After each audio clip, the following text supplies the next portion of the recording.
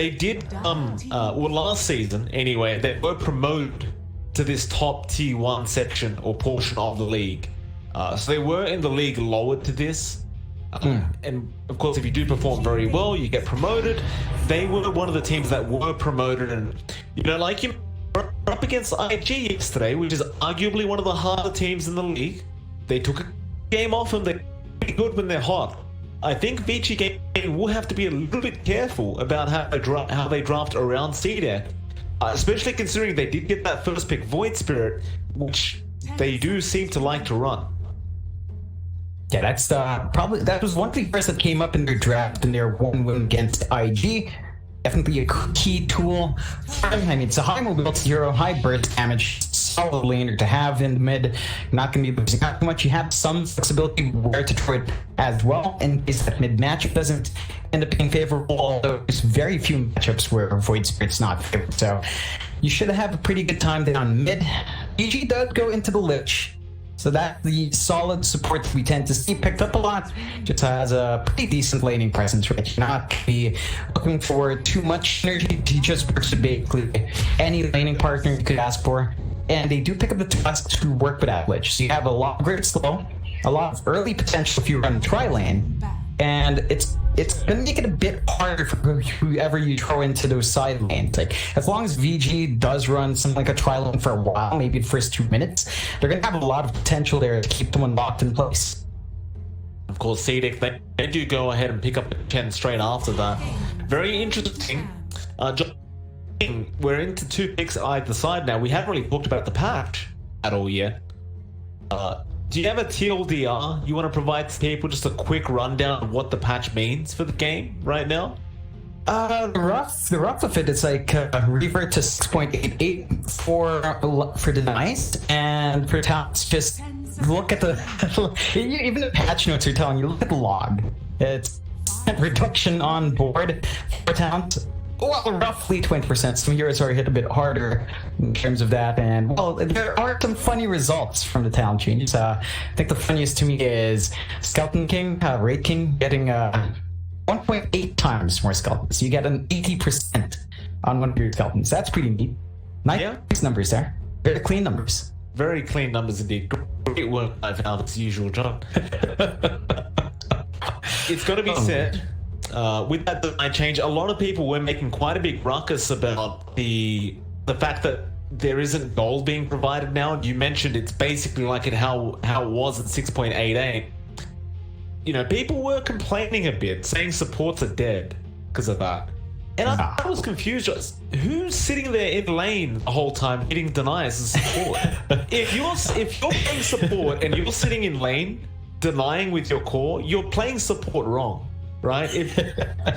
You shouldn't be soaking that much XP in lane when you've got a core who probably needs that XP, and the core can deny as well. They probably have a much better chance of denying.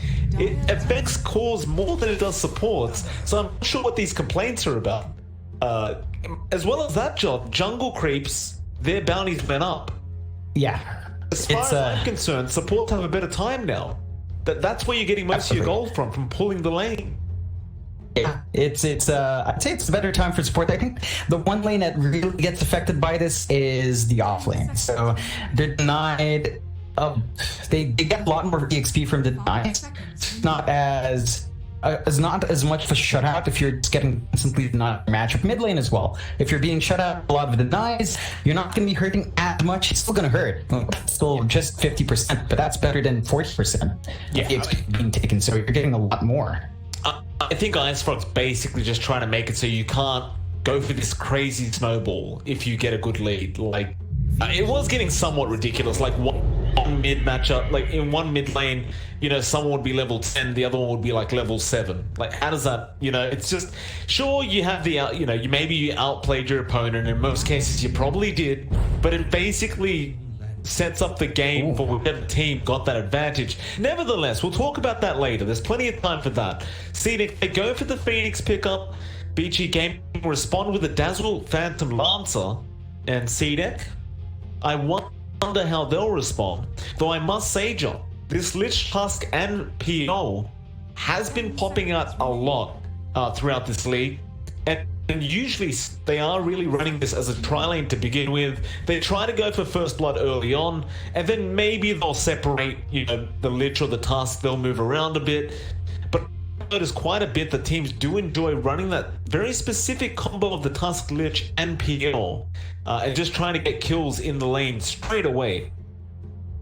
Yeah, I think it's down to the fact that it's pretty straightforward to execute. Like, you have great damage coming out from the Lich, great damage amp and control from the Tusk as well. This does allow you to reset Phantom Lancer when he gets that rush. Level 1 closes gaps really quickly. That thing can work it quite well, so it's just a solid combination to have. Not to mention the fact that Phantom Lancer is a pretty hard here to deal with when your line isn't really quite set up. In this case, CDEC don't really have the best ways to bridge through the Phantom Lancer.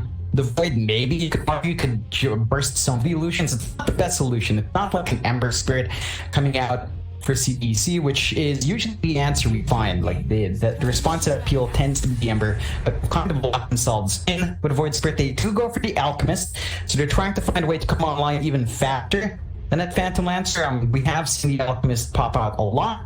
I think in this case, with Chen, it should be pretty hard to deal with. You're going to have to look for a fast Earner Spirit Vessel to really shut that down by the time he hits 6. But with Vici pick up the Dazzle, I think that's very likely. It's the items you build to for the Dazzle. You're looking to be a bit more active of that core hero. So that option is still there on the table for VG. CDEC have to ensure their Alchemist gets a good laning start. We have seen games where the team of the Alchemist only contains a 1k lead, and that's really not where we want to be with a hero like that. I actually had this thought last night when I was reading the patch notes. Is Alchemist now back in meta, even after those nerfs? Because they buff jungle creeps. Deniers, like you mentioned, aren't as important anymore, which also kind of suits his playstyle. It kind of feels like in some weird way Alchemist got buffed. And not targeted, of course, it was kind of just a buff in general, globally, to this Alchemist. I think he was in a pretty decent spot overall. Like, you did see a couple of games going into that Alchemist. I think it had a pretty smooth power spike. The conditions for Alchemist fail are still there, though. Like, very clear conditions of item pickups are there. Spirit Vessel is still pretty darn strong, and what CDEC has, one of these heroes will pick it up, right? You have the Alchemist, at the very least you have the Legion Commander to maybe mitigate that, give you a little bit more control as well. The Purge is nice. Solid laner, that's one way to kind of deal with the Phantom Lancer illusions. At least you will be able to figure out which one the real one is with the damage you get from overwhelming odds. So it's a pretty solid response from CDEC. You have to worry about your dual targets, though. Dazzle, there's a Tusk. There are for VG to just take that duel out of the equation every single fight. Yeah, no, I agree with you. It does seem like they did go for it for the sake of overwhelming odds. I do ask the question, in terms of that Spirit Vessel carrier that Vici Gaming needs, in fact, there's my answer. It's probably going to be the Kunkka. It didn't seem like they had the greatest vessel carrier on the side of Vici Gaming, like maybe the best was the Tusk. But with Ori on the Kunkka, you wouldn't really blame him for just rushing a Spirit Vessel now, almost like a mid-Ember does these days, and that could just be the answer here against the Arc. But still, you do... They want to have a lot of a tankiness. The Kunkka is going to amplify that. They kind of want to keep running at you. This Dazzle pickup does tell us that they want to maybe play by the mid game once the Dazzle has a couple of items under his belt. So you're going to be looking for that timing here from VG.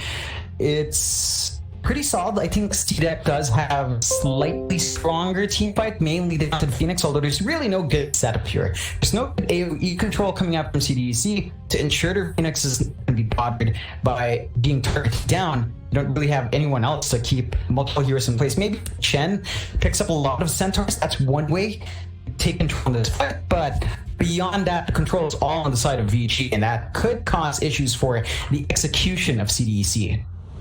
Do you need that control in this game? Because it feels like there's so many targets on the side of CDEC you need to aim for anyway. Right? Like, if they all see get the jewel off, do you focus on that jewel? Do you focus on the Alchemist? Do you do you focus on the Void Spirit who's going to jump in and cause all creates all kind of panic? Quirky every single time. Right. So for James, he's just not going to have a free egg in these team fights unless his positioning is really perfect. But he's relying entirely on himself. You know, you're not relying on an arena to keep them out. You're not relying on Clockwork to have them cogged up. You don't have any black hole to pop them in place or a Tidehunter with Ravage or anything like that. It's all down to the Phoenix positioning. That's a lot of pressure to put up to 1 year in these team fights. I do like your point though. Like, there are a lot of targets for VG to focus on. I don't think it's going to be a massive problem for VG to really lock it down. Like, they're going to commit to one hero, and even if everyone else is fine to do what they want, you take one hero out, the equation for CDEC does kind of fall apart. So they're going to have to be careful with who they expose. I think the target they don't want exposed the most is XM. He's going to be very vulnerable. Well, not XM particularly, but a Void Spirit versus Kunkka, and I'm going to tell you, it is not a fun matchup for the Void Spirit. That Tidebringer, it just seems to delete most of the shield that you tend to get in Pulse. It makes it very, very hard to actually contest this Conqueror's bot lane. We may see a bit of action early on. Eurus does secure the battery, and now James. Do you have... Oh, he doesn't have Icarus time. He went for the Fire Spirits, and that means he's going to be giving away first blood, though. Eurus now going to try and run away, but no. They'll go on to Victoria, and Victoria's going to fall low, but they do get Eurus in time. So it could be a secondary kill coming out for Vici Gaming. And CDEC, that is not the start you would want. They at least get the kill on the Phantom Lancer. That kind of offsets that early loss with the first blood. Eurus is still going to be very happy with getting that kill for himself, of course. Doesn't set him back too much, just TP's back in lane. Creep wave is right where he'd want it because there's no real opportunity for CDEC to block it out. And it should be a smooth start for Phantom Lancer.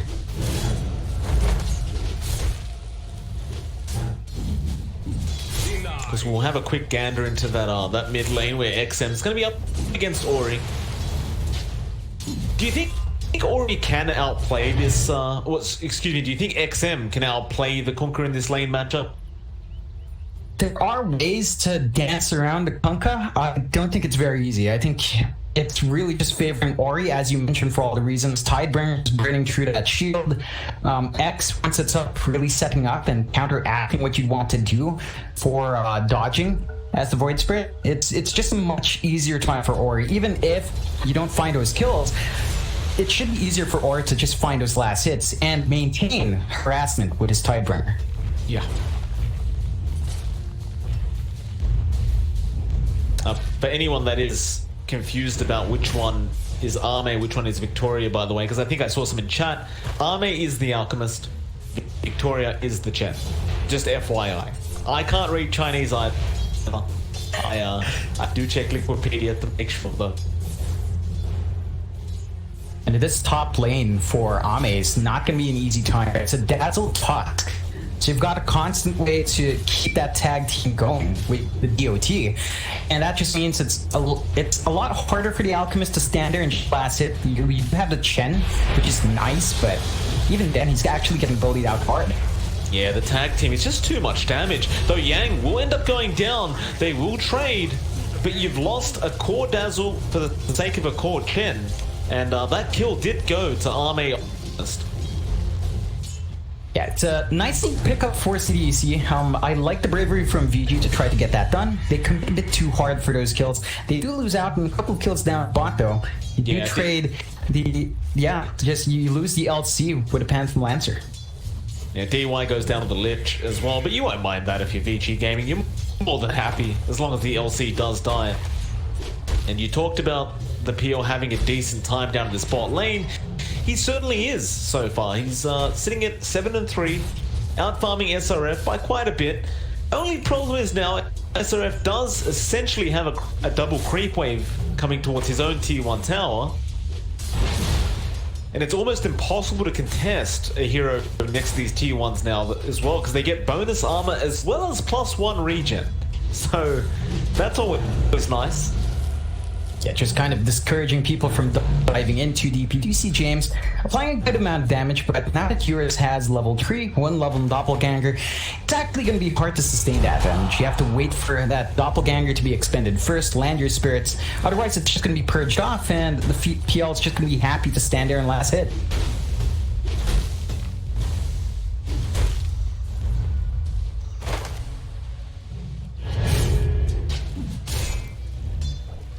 XM on the Void Spirit, surprisingly enough, ahead in last hits. 22 and 7 in comparison to the 16 and 4, and I'm going to say I am very surprised about that. He is starting to pile on the harassment now with the Tidebringer as it goes up in level. In fact, never mind, top lane. Arme does go down, and Yang find the trade here in the Dazzle. Not quite. The healing wave will be enough to keep him alive, and they'll even find the champ creep. A really nice pickup from Vici Gaming.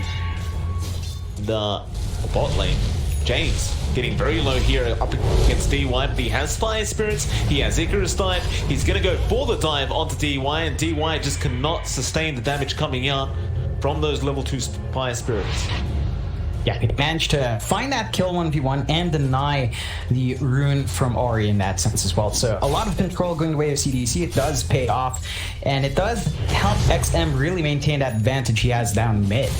It certainly does. And again, I go back to my point, John. XM's winning this lane. They've rotated DY in now, so they're going to try and go for a kill, but you can always dissimulate like that. And he's going to be perfectly fine. This shouldn't be happening. XM should be the one behind, but Ori just hasn't been able to really outplay or even just, I guess, equally play up against XM's Void Spirit. Yeah, he's doing quite well for himself. He is slightly ahead in terms of last hits. It's not like a full wave so far, although with a creep wave coming in, that should give him at least 3 more creeps. But it's not the biggest disadvantage for a Kunkka. You would expect a bit more, not quite there. Poor DY trying to run away from the Phoenix, and he did commit a salve. It looked like he was going to be safe, but SRF had the overwhelming odds. Does take him out from a distance. Still a very even game, less than 1k net worth advantage and a 5-5 in terms of kill score. Though mid, there is going to be a rotation here as Aether Remnant did connect from XM. You've got Victoria on the Chen, and now you've got James as well. That should be enough damage onto Ori, and I don't believe he's actually level 6 yet, so he couldn't even throw the boat out. Yeah, it's a lot of commitment to kill off that mid, but it does buy some space. It gives XM a nice kill, and he does just get recalled back in, so he's free to get it back done, fully regen up, full bottle up, and they are actually shaping up to apply some pressure to his mid-tier 1, which will give them some access if they do lose out early. So VG's got to have this one. Oh, he found an Arcane Rune as well.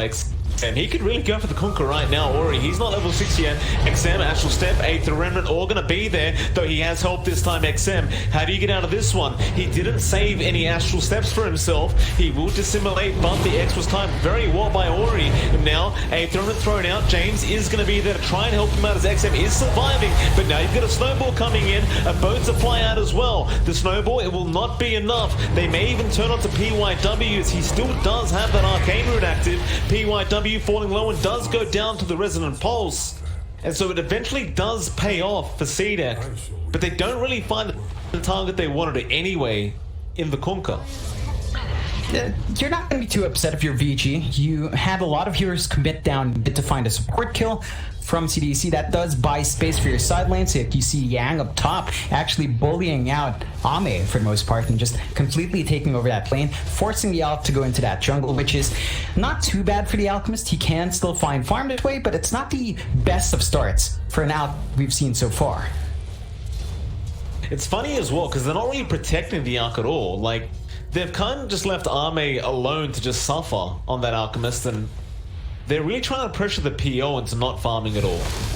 Whether that's the right play or not, I don't know if I can see it, because, you know, the Alchemist is meant to really snowball and just set a pace to the game that you can't keep up with, but they're really focusing on shutting down the opposing carry. Now PYW, he's going to run straight into Ame. Oh boy. It's going to be another kill on the Alchemist, and I just don't think this is the right play from CDEC. Like, they've got no wards out to really keep an eye out on these rotations either from Vici Gaming.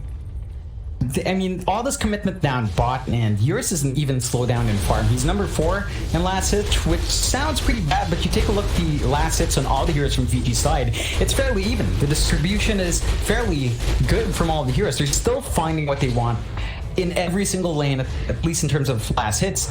You can't quite say the same thing as CDEC. Ame, again, dipping into that jungle, it's still at 27 last hits. That's not where you want to be, SCL. And I think at some point you're going to have to give some resources there. Oh no, they jeweled the illusion!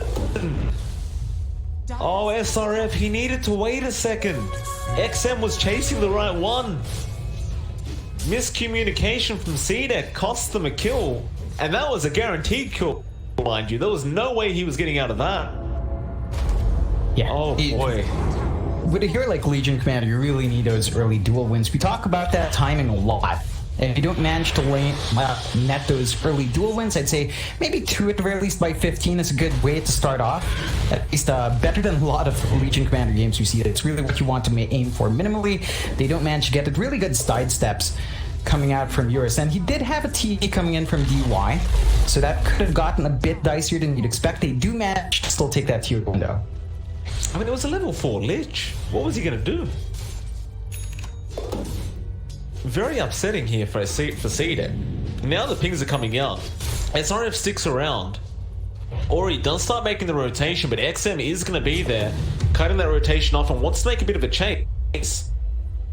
But Ori will be perfectly fine as XM just doesn't really have the burst by himself to go through all the HP of the Kunkka. Still keeps eyes on Ori, but he's sitting there with almost 1.4k HP at almost 10 minutes into the game. Like, he's not dying. Solo to avoid Spirit. No, it's going to take a lot more help to really keep Ori down. You do see Ame rotate down mid. Out of that jungle, he is still trying to play catch-up. It's Battle Fury. Too shabby. Oh. Yeah. Battle Fury? No. That's yeah, the item? He's trying to play catch-up. The build-up is a lot easier than Radiance, and the item cost is roundabout in the same ballpark, but it's a much easier time to save up for those parts still, and getting jumped. Certainly is. XM gonna be there and will slice Yang down. X thrown out by Ori, but that's not really gonna matter. He's gonna back off. Do you think Ame's maybe going for the Battle Fury not only because he's up against the PL, but you know, with those reliable gold changes? Perhaps he can't afford to hold on to that much gold for a Sacred Relic. He really can't. He's being targeted a lot by Vici. He doesn't have the space to farm. He's had very limited farming space on the map. So he's got to work into something that's easier to build up into. I don't think the Battle Fury is going to give him great presence. Like, you can argue, oh, there's a Phantom Land. It's not the best solution. I think the Radiance is still much more value in that sense. Still, it should allow him to build into an item at the very least at a reasonable time. Well, who have they found? Walrus punch on James. He doesn't have egg, but he... Oh, Tidebringer hit on the neutrals. Ooh. Oh, he's stuck around. James, he underestimated how much damage Ori could pump out. Now, XM, he's going in, but the gaze is immediate from DY. They do get a jewel off. A great snowball save. Now they're both flying in. It's going to be enough to save him for now as Yang starts running out of there. He doesn't have Shallow Grave available, but XM can't finish the job anyway. Now SRF going to be chased, but PYW has no mana. He does stick charge up. Looks like he is still going to go down regardless. CDEC, they find something for their trouble. Ori, however, goes for an X-Torrent. Dissimulate will avoid that. CDEC, I mean, you would have liked a better kill, but you defend the tier 1, you get a kill, what else could you ask for? Yeah, it's a good time for CDEC. Still no dual win, but they do manage to at least find a trade for their Phoenix. So it is kind of even in that sense. That was a really good timing on Ori to pop that double damage rune. Just a lot of value. That is what led to that splash damage. I don't think they checked the inventory for that one. So that's why James is feeling pretty comfy. But expect the double damage Tideburn to be coming out. And that really does eat through your back line. Snowball. Oh, Ame, no. No. This can't be happening. XM's gonna come in. Okay, they can clean up right now. The Phoenix jumps in as well. James, he does have egg. Gaze will be there, but it does get cancelled off thanks to the death of DY. PYW will also go down. But I think if you're Vici Gaming, John, do you really mind that? You just killed the Alchemist for the 3rd time. No. You don't mind at all. This is exactly what you want. You're still finding that Alchemist. You're forced CDEC to play around your own movements. You are buying space in the map.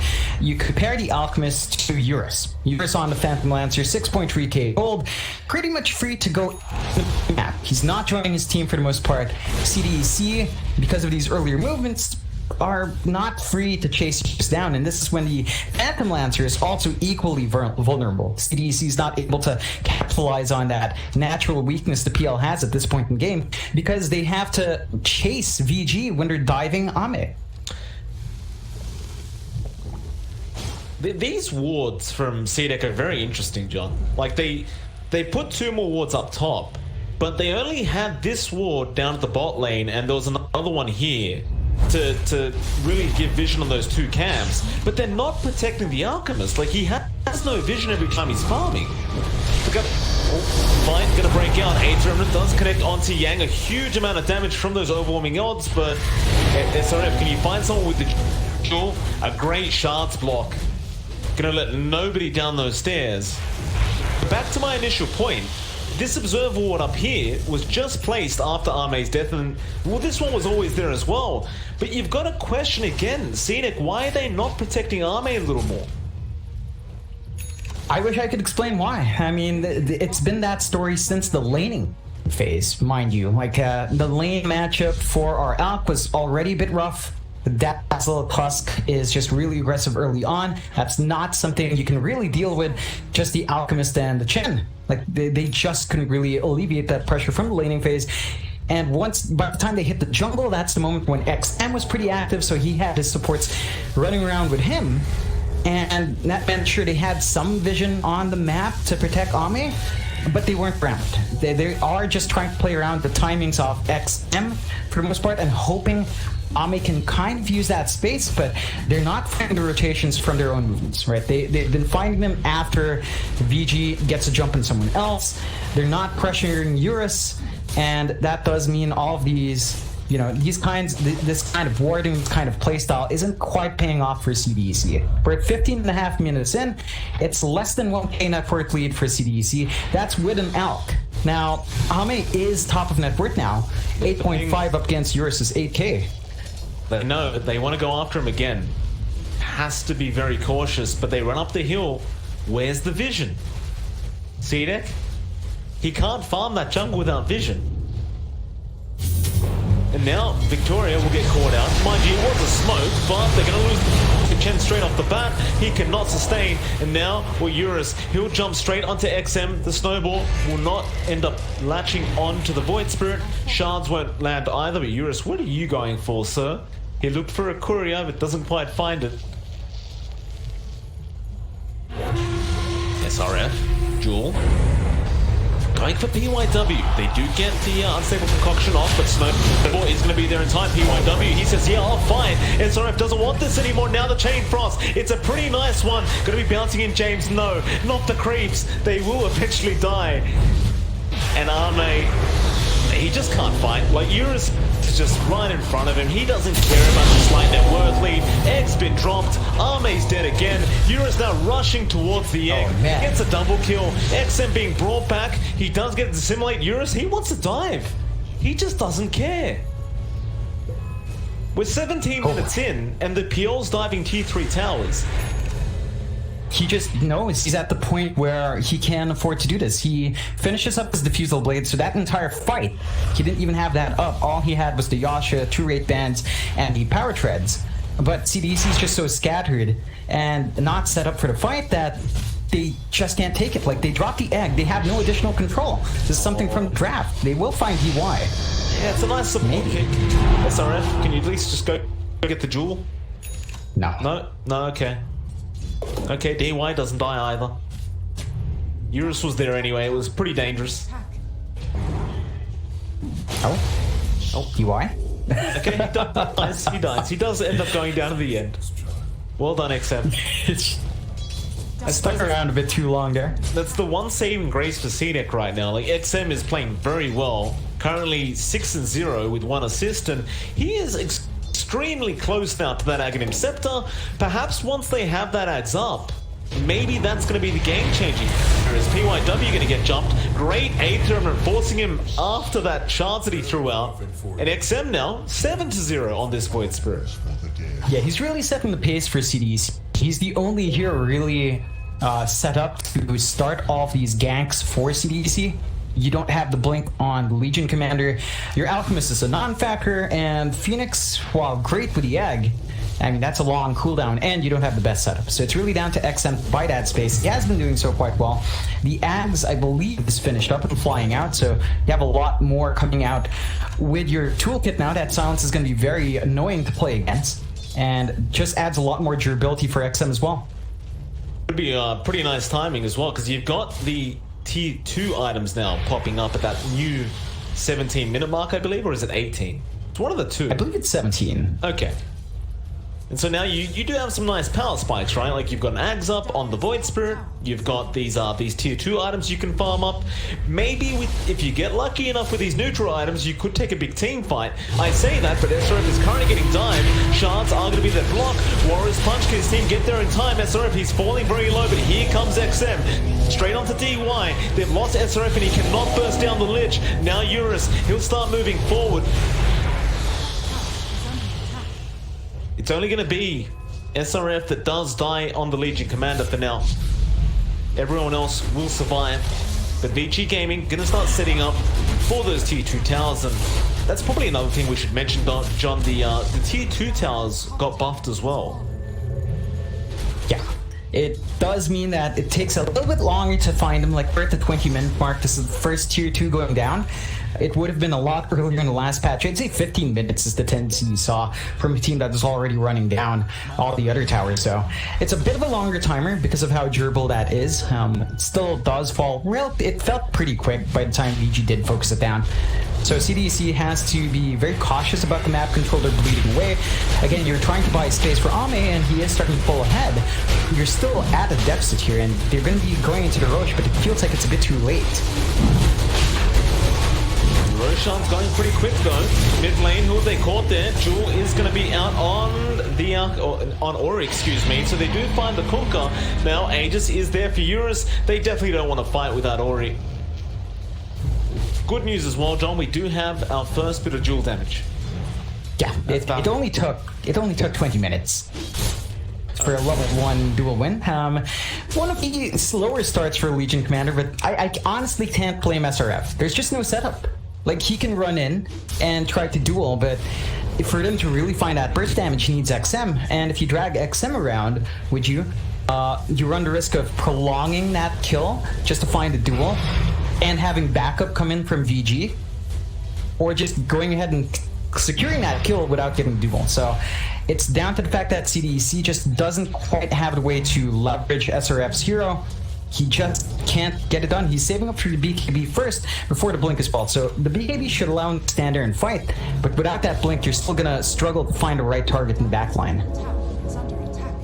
Well, at least as time goes on, Ame is starting to really catch up on this Alk.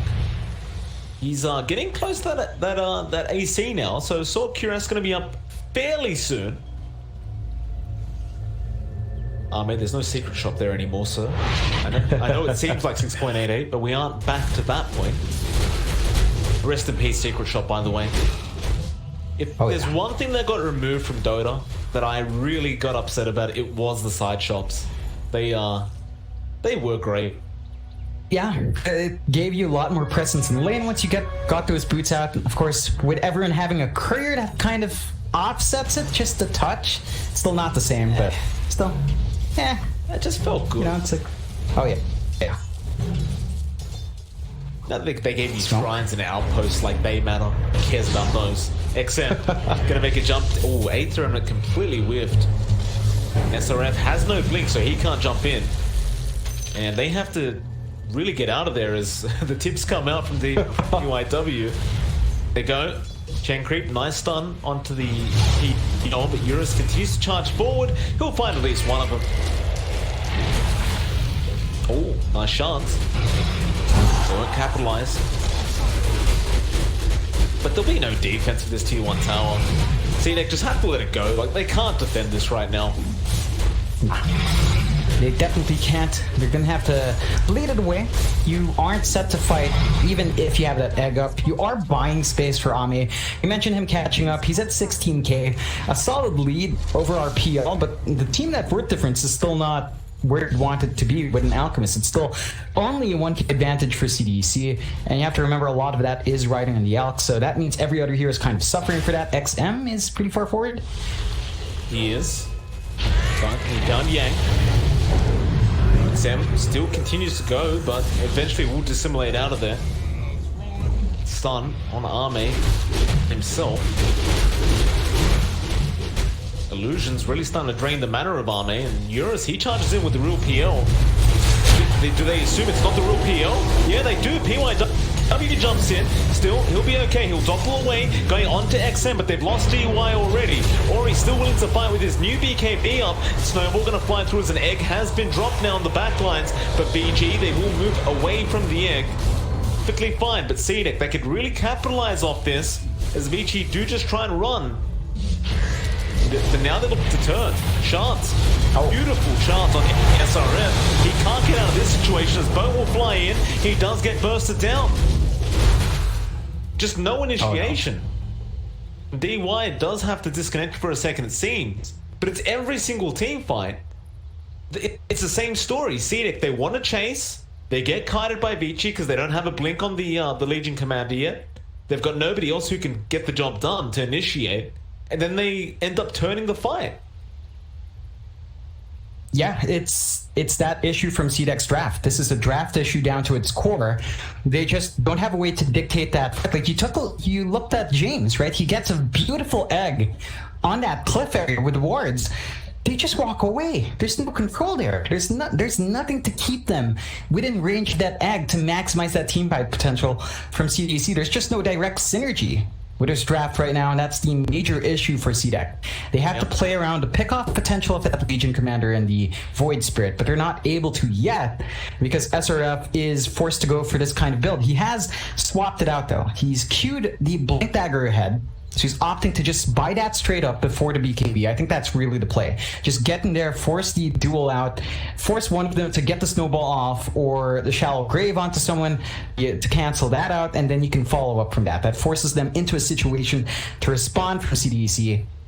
But before that, it's just not happening. Like, Ame is a harder target to get with that BKB up. He didn't even need to pop it there, but he's really not contributing too much in terms of damage. No, he isn't. But that's what I mean. I think they need the setup. And Eurus gonna find another chain creep as Walrus Punch comes in. PYW. There's the BKB coming out. Unstable Concoction Stun is going to be there on the Tusk. Meanwhile, XM is going to make a chase onto Yang, but that Dazzle can just continually reset. They did at least find the Aegis on Eurus, so I suppose you'd call that a little bit of a win. But VG, they almost look like they want to just keep going. They will eventually back off. Eurus, he's really playing with fire right now with this positioning. But bounty runes are up. It's time to leave, boys. They will go back to their side of the river. I mean, that...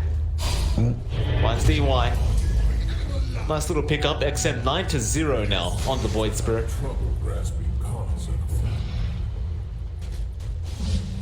I mean, all those kills, though, are on like really squishy supports. These are not big kills that XM's been finding. He's been mainly finding our Lich, and that's great to build up, but you're not mitigating what everyone else is finding on VG's side. You look at the actual net worth of XM.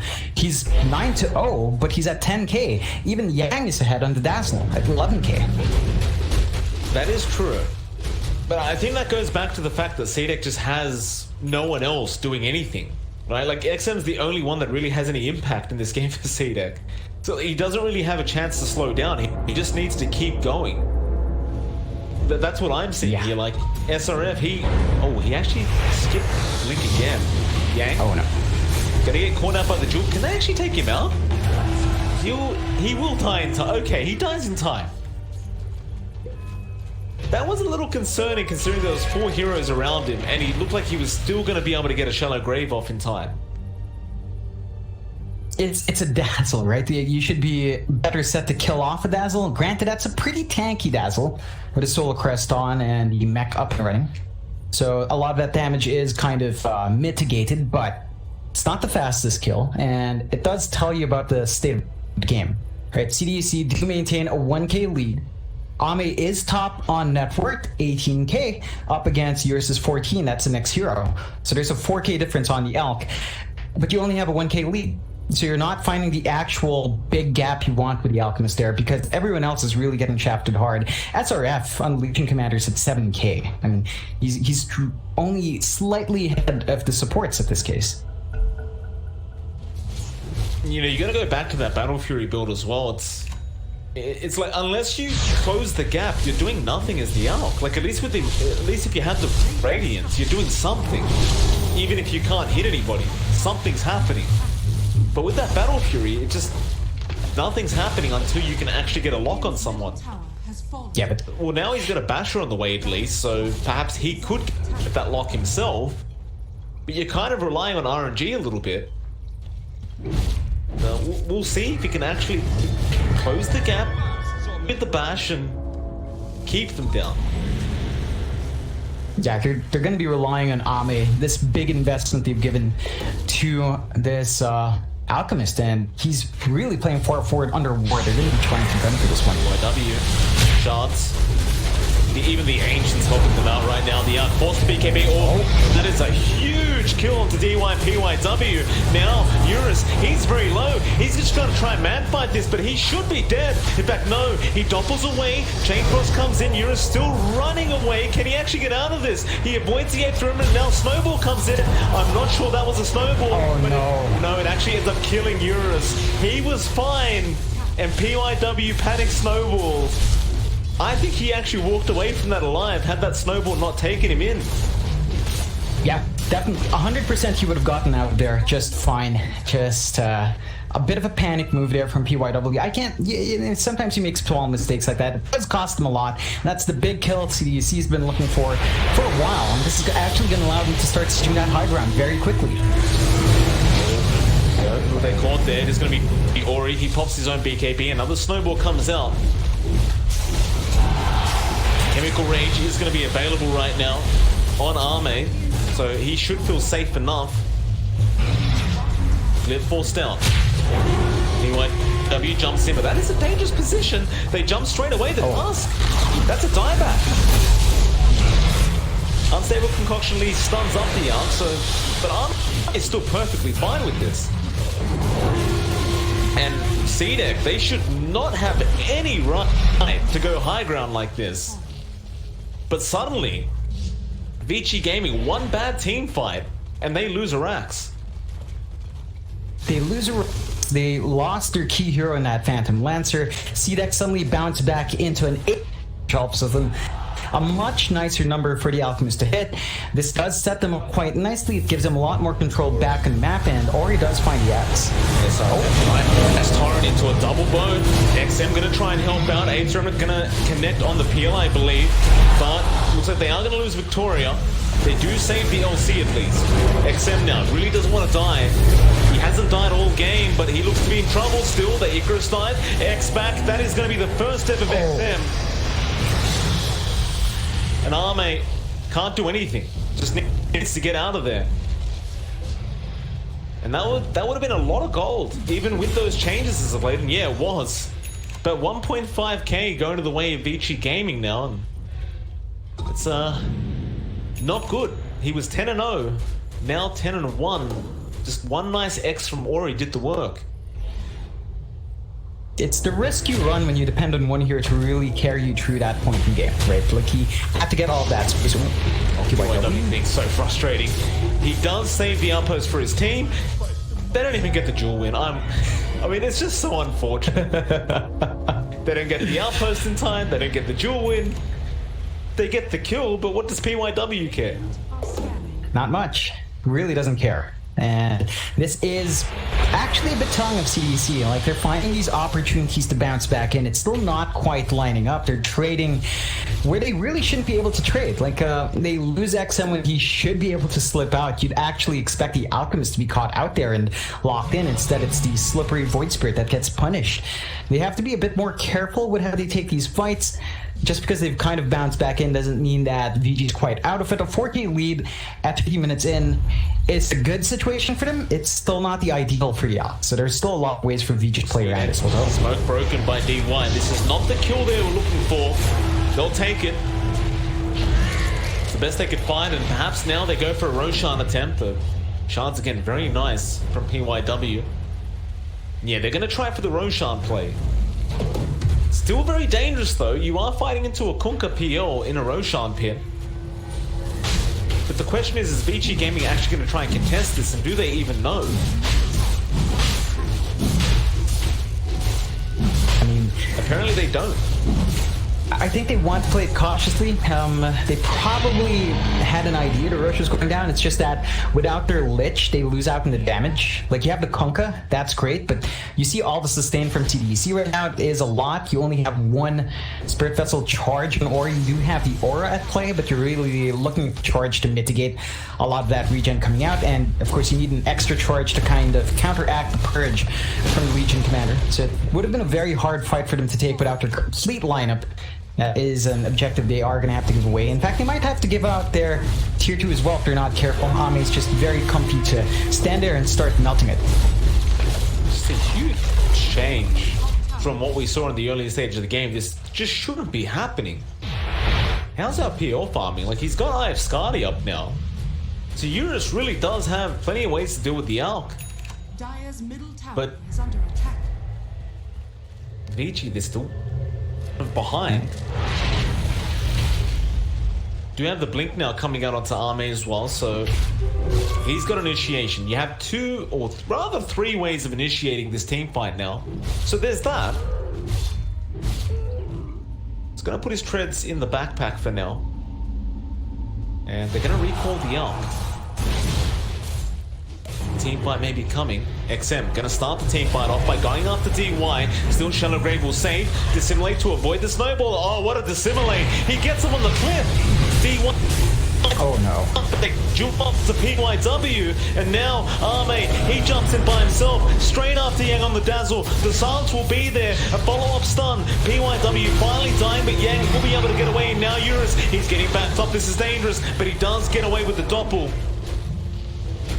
What a dissimulate from XM. I think in the end that actually did kind of help VG. Like, the snowball trapping them in the cliff bought them a lot of time, mainly because there wasn't vision from CDEC there. So they had a way to get out. They only dropped one support instead of dropping potentially two supports and even their offlaner in Yang. So it's a lot less of for VG, and CDEC miss out on a couple of free targets in that case, but not going to be too disappointed. Right? They are forcing VG to play reactively now. VG is starting to feel some of that pressure, although I think Eurus, with the build-up he has, he's going into the Abyssal as well. It's actually a bit scarier for that PL to have the Abyssal Blade himself, mainly because it's such a solid way to lock down the Alk, and the Alk still has to figure out which the real PL is. You don't have that worry about the Phantom Lance. You just jump straight onto that Alk, and it's more than likely the real Alchemist every single time. Smoke, they jump in, all they found there, it is gonna be the LC, but Egg has been dropped with the boat flying in SRF. He popped BKB but doesn't survive. Still Ame, who's he got? He's for Yang on the dazzle, a follow-up stun from the Phoenix. Still Yang surviving and gets the Shallow Grave off in time. Now they are losing Victoria on the Chen as well. He dies. It looks like Vici are gonna win this team fight. Yang, he finally does go down to XM, and now the Sunray burning away onto Ori, and somehow CDEC, they're coming back into this. They still have the Aegis on the Ark as well. Ame, can you deal with Eurus? He's the real problem. A triple kill on the PL. Snowball now to come in. Does connect on the Alchemist as he does go for James, but the Chen creeps, controlling up Eurus. Still no lucky bashes for Ame. Still going with the Abyssal now. Eurus, he's caught out, but it's not enough. No, it is. Ame does have the range. And they almost get a complete team wipe. The only man to get out of there was PYW. Oh, it's just such a good fight coming out for CDEC. It looked like VG was setting the pace, but they are really starting to drop off. You saw some issues with CDEC trying to kill off Yang. It took a lot longer than you'd expect to clean up that Dazzle. That's still a constant issue here for CDEC, but they do find the kills in the end. This is going to allow them to go straight into that high ground. No buybacks on any of these cores. So even in the next fight, VG will have to play a bit more conservatively because they have no way to jump back in with second life without that gold up. Heck it. Not going to be so effective. They can't actually get arranged to put the frost shield on. In fact, there wasn't some cooldown anyway. Now they do on the melee barracks with the repair kit. That will slow things down a little bit. And Armate, he still does have the Aegis, but he really wants that chemical Aegis. He does jump in anyway. PYW does go down and immediately buys back. Now they found the Dazzle with that jewel. Do they have enough damage? Not quite, James. He dived in. He won't be able to get the egg off. He went way too far forward. And now SRF trying to get out of there, but he's also going to die. And Armate finally does get caught out. The Aegis ran out. Oh, the timing. No, not like that. It's not pretty for CDEC. They don't have buyback in their ALK. They're gonna need a lot of gold for on that ALK to save up before that buyback's up and ready. So this is an opportunity for VG to jump back in, clear some objectives out. Rather unfortunate timing there. A lot of things fell apart. The dive in from our Phoenix actually gave a lot more value from that Chain Frost going on to DY. The duel onto Yang, they just couldn't kill him fast enough. I don't know if the target you go for is this Dazzle. Like, if you don't go for him, you have to worry about the shallow grave, but if you do go for him, he is really tanky. You're actually not doing enough damage to this guy during that duel, wherein you're focusing everything you have onto that Dazzle as well. So maybe go for a squishier target. I think ideally the Lich or Tusk, but you always have to keep an eye for the Dazzle shallow grave, and that is pretty tricky for CDEC to keep track of. That win probability graph, John. Just a bit of what a mess. Absolute mess. What is going on here? Just all over the place. That's the story of this game. Like, both teams just having some very, very strange decisions being made, and Dota Plus doesn't know what to say anymore. It's just up and down, over and over. Yeah, it's definitely you.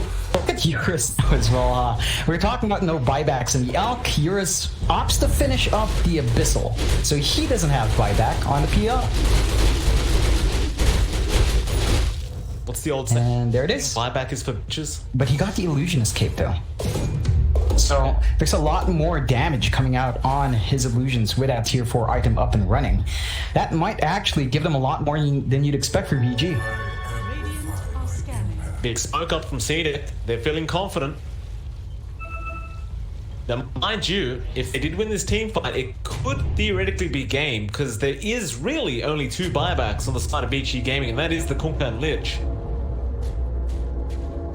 Without the PL up, there's just no way you can fight back. Though Vici Gaming seem to be aware that something is awry, and they do go towards their own triangle. Looks like they'll be perfectly safe. This might be a spot that CDEC really wants to fight in, so they'll just start farming up some tier 4 items.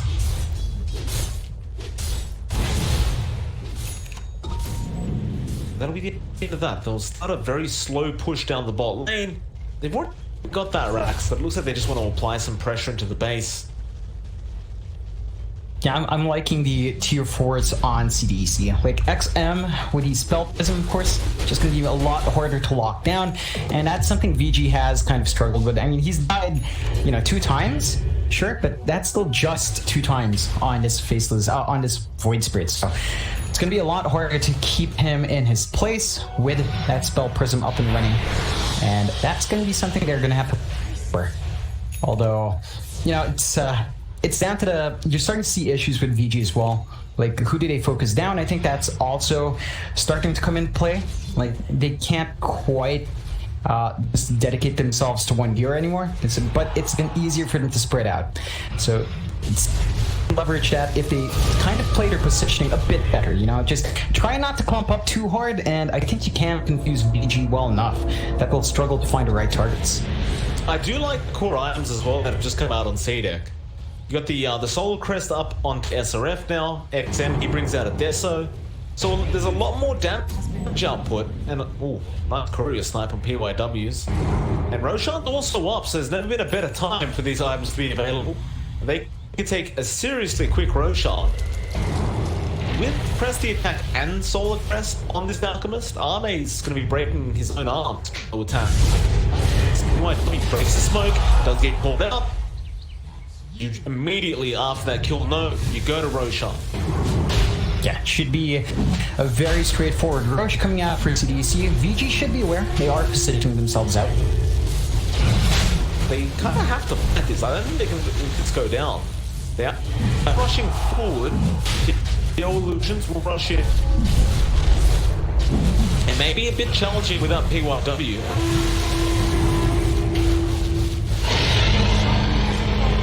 They won't get there in time. Aegis. Arme picks it up eventually. Wait. Did he just... Did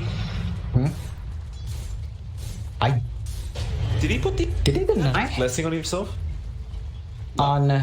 oh, yeah. No, he did, I guess. But doesn't that do anything for him? No. No. Right, he gives it to... That is... Okay, that's... I know they feel like they're ahead, which they are, but you can't just do that. Like, that's game losing, right? I mean, I don't know. I see an Aghanims on James. I'm not sure if I'm incorrect here. Maybe I'm misreading? I mean, he has the blessing. The blessing. He has the blessing, and he has one granted. So he actually ate the blessing. It's like when KOXY denied that Aegis. It's all bad. It's a strange decision. Maybe a misclick. Maybe they were rushing because they were worried VG would kind of come in. They didn't have vision to watch outside of pit, so there was a bit of pressure on CDC to clean up and get out fast. I get it. I suppose it's not really the greatest target to put it on. Like, you either have the LC or you have the Chen. They would have still been better than just wasting it. Like, at least give it to the Chen. Alright, we'll go in anyway. A lot of damage already out. That's a balanced attack speed. Still, he does get Warriors punched up. He did have the BKB active though. And he goes onto the Conquer with that Abyssal Blade, but Shallow Grave is going to be there in time. Now they dive in. Ori, he will be able to back out. And that Tier 3 tower is still going to be under siege. However, they go back in now with the boat, with the Spirit Vessel. There's no BKB on Arme, but he's a tanky man with an Aegis. And it looks like that Aegis may go down though. No, Chen Hill is there, but they do eventually find the Aegis. Do they keep going for this team fight, BG? I think they have to. Gaze is going to be there on the Alk. Arme so low, but the egg save, the Aghanim blessing on the Phoenix. It's not enough though. They burst it down. Eurus will take him out, and now SRF. He also dies. There's DY gonna spot out this Chen who cannot get out, and Eurus is on an ultra kill. Give him the rampage. Where is the Void Spirit? XM trying to run away. He's gonna try and blink out. The TP out does make it. They did get the X off, and Eurus is clipped himself. No rampage for you. Sit up there and think about what you did. It's a really good fight going out there for VG. They only lose a tier 3. They managed to burn through that Aegis. I don't think there was anything that went wrong for CDEC as well. Like, they were playing that pretty well. Maybe the egg save wasn't the play, but they really ran out of options, right? The Aegis was already expended there.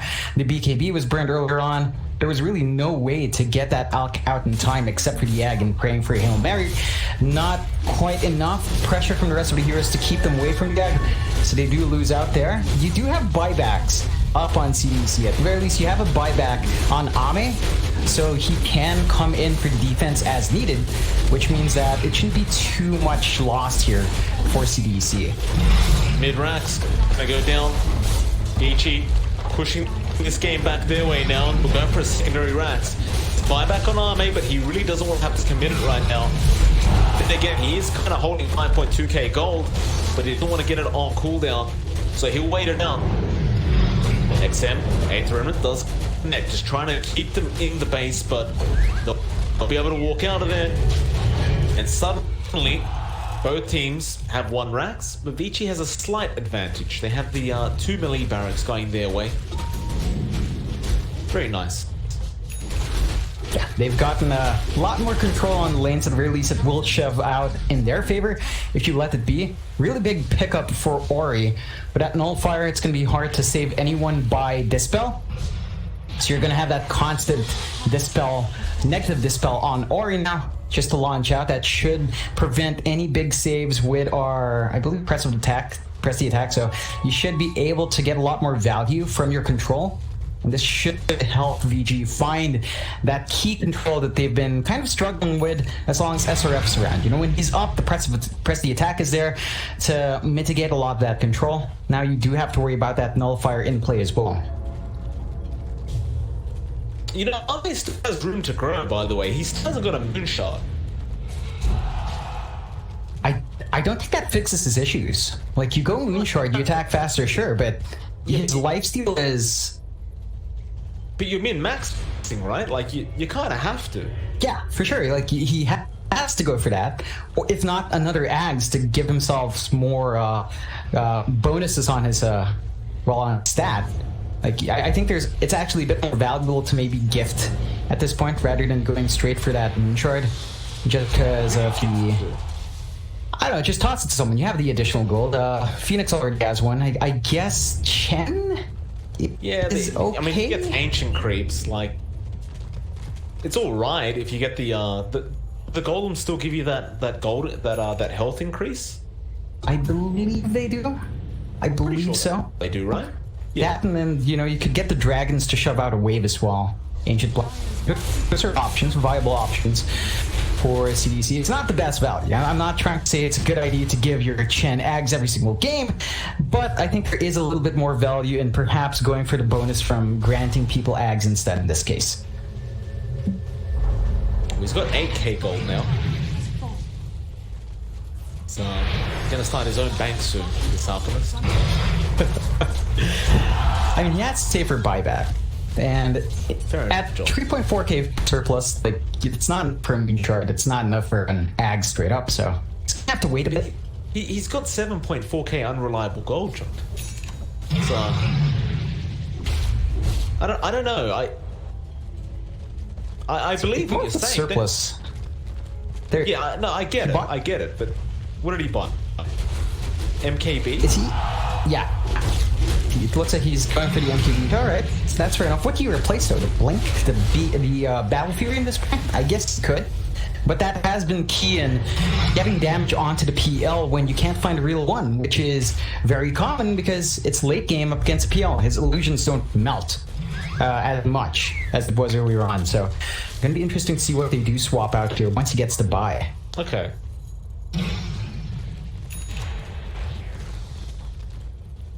Alright, so MKB's up. He does get rid of the Blink Dagger now. That's cool. Arme's looking pretty big. Eurus looking pretty big as well. Satanic up. Ready to go. G Gaming. Gonna run up. They do have a smoke. XM will break it. And XM gonna just jump away. Now Ahmed comes in and looks like he does fight PYW. Eurus gonna jump on him straight away though with that nullifier. He is still gonna man fight this as now he jumps on Ori. In fact, never mind. It is gonna be the Eurus really just jumping on the Phoenix James, but he does manage to also jump away. Meanwhile, in the back lines, it looks like SRF does get caught out. Can they kill him though? Oh, they definitely can. Eurus. Oh, Eurus. Egg gonna drop. He is very, very far forward right now. There is no way out of this situation. Doppel was on cooldown, and so he couldn't really dodge the stun. Instead, Sunray forward. And looks like they are also going to find Yang on the Dazzle. So CDEC, they have a nice team fight. In fact, they also found the Kunta. XM was still going after him and left his PYW right now on the Tusk. And the Tusk is currently just chilling out. But Arme knows. He knows. Oh, nice little blink forward. They get the kill. Oh. It's CDEC, they just fight back. A good set of kills. Yeah. Yeah, they found a lot of big kills to get the Kunkka and Yang. I think those are the two big wins. PYW's died so many times. He's just a support Tusk, you know, not the biggest kill in the world, but taking out the Kunkka and taking out the Dazzle and really almost finding Eurus does quite a bit of a dent in Vici's game plan. They are still, you know, ahead in terms of map control with the racks, the advantage they have taken 2 racks versus just losing 1. You're not in the greatest spot. 17k disadvantage at 51 minutes in is honestly not too much, but it is starting to come into play, especially on Ame. So you saw that man fight breaking out with Eurus just going onto the Alk. He doesn't have enough damage on him to really burn through that Alk by himself. There's just not enough there. He needs the entire team to help him out.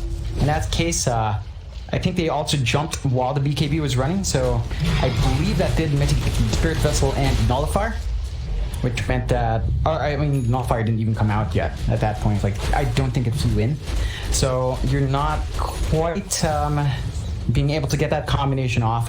I think you want to stun lock Ame immediately, just drop everything you have and hope for lucky bashes onto PL to get the damage onto this hero and lock him out. Ooh, Divine XM just picks it up. I love it. He's got another one queued up with a Daedalus. There is going to be a Roshan up very soon. He's seated. Such a position right now.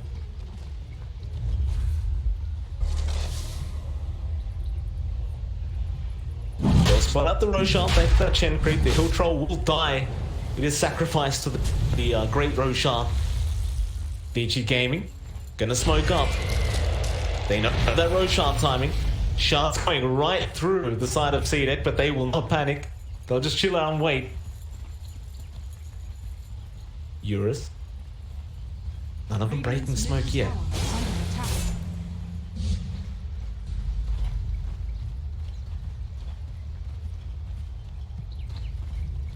Still, just both teams kind of just trying to get that Roshan time. I mean, the Vici Gaming have been forced back, and now with that vision, they know we can go for the Roshan.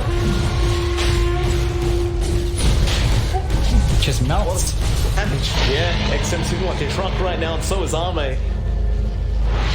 Pressure Shard, Ags is there as well. Just too many items to pick up at this point. We're 53 minutes into the game. Who thinks anything? Who does the refresh go on? It should be the Phoenix, right? No? Really maybe. It wouldn't bother you to see it on XM though. Like with the damage output, with that astral step, if you really wanted to get a refresh and have 4 astral steps up as well as the rest of his abilities, like that's 4 charges of resonant pulse and 4 charges of astral step that he would get.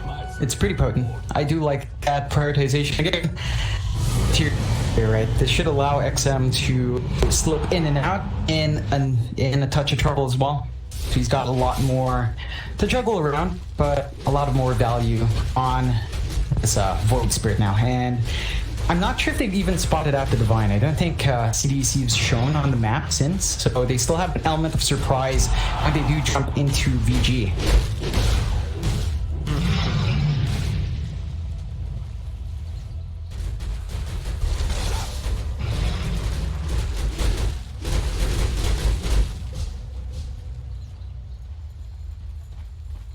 Vici Gaming, all they can do is hold high ground. Like Ame is just way too big now. Way too big. Moonshot Aiden as well, so more attack speed for him. Of course, you do now have the also the Ags on Chen, so you do get the Granite Golem up. It is a bit of a bonus health for everyone. It hurts. So many auras up for the side of CDEC. Yeah, it's gonna make it a lot harder for VG to burn right through. And that has been a consistent issue, right? They have great damage, but it's just not been enough to keep this out down. And with all these things flying out now for CDC, it's gonna make it even harder to melt through Ame. That's one of the things they're really lacking. They just can't get the right jump on Alchemist at this point. It's a pretty big Alc at 55 minutes in, sorry. 34k advantage.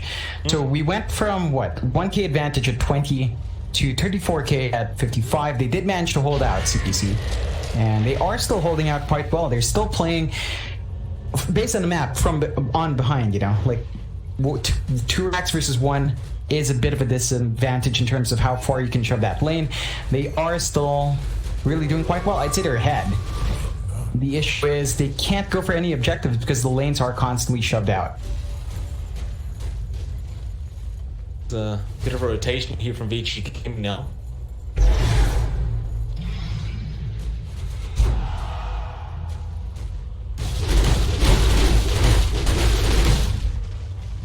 There's just no opening for them. They're just gonna wait on the high ground, hoping that CDEC do make a bit of a push. They won't. They are going to play very, very carefully, taking their time.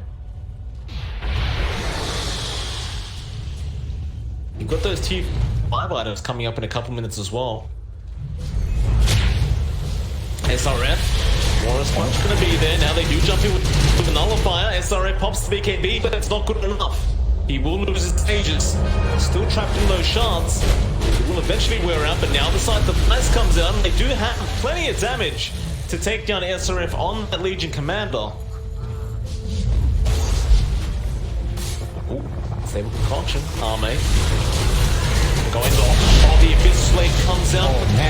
He blocks him with gun. He doesn't have an Aegis there on Ame. He does go down. Still XM jumps in, jumps his way out. He used the Refresher Shard to be able to get out of that situation. Now with the Divine, he really needs to get his get out of there just safely. Looks like James will do the same with the Icarus Dive.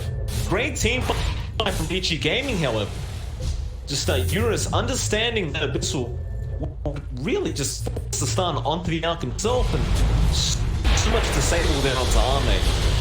Yeah, that's a pretty big misplay from Ame, just standing there with a concoction. I mean, you tend to want to get that to really get the toss off in time, but it costs him a lot when they finally do land the lockdown needed on VG's side. And with him not being able to pop the BKB or his ult, really just melted. So you've got to be careful about that. At the very least, you do have buybacks on both of these heroes now. You didn't have buyback in the LC earlier, but it does kind of tick in. This should still allow VG to push into the high ground. And they do. Yeah, so Earth gonna be forced to buy back. Maybe we'll hold out for now. We'll see if he can avoid it. VG Gaming. They want it back? Yeah, they do now that Ame's brought back, and XM, they're going to jump straight into the Death Gang, falling low, but not low enough. Still, he will eventually go down to Ame right now, but they're falling low on the inner CSRF. Should die though, no, the illusions aren't enough. He's still man fighting. He's going after the pure Eurus. He's a cheese. Does manage life stealing quite a bit here on the Arc, or rather just healing up, and he will go through all these heroes without playing on this Alchemist. And in fact, XM also finds DY on the tail end of things. That was a big mistake from VG. They got XM. The rapier fell. They didn't pick it up. I don't think they were ready to pick it up. So they buy back on Void Spirit. He gets past the rapier back and jumps back in. Perfectly fine. Not missing out. That was a massive swing that could have gone the way of VG if they managed to pick up that Divine, and they just couldn't. There was a lot going on in that fight, but that's a massive missed opportunity for VG now. This is going to give CDEC an opportunity to go in. You've got the Divine on the Alch now as well, so Ame's got his own Divine coming in, and he is just going to hit like a truck as long as he doesn't get stunned up. I love it. More Divines to come, by the way. Another one for XM queued up, ready to go. Just needs the gold for it. Where's the Divines on the side of Vici Gaming? That's what I'm wondering. They better keep up. We are at the hour mark now. 60 minutes into game 1.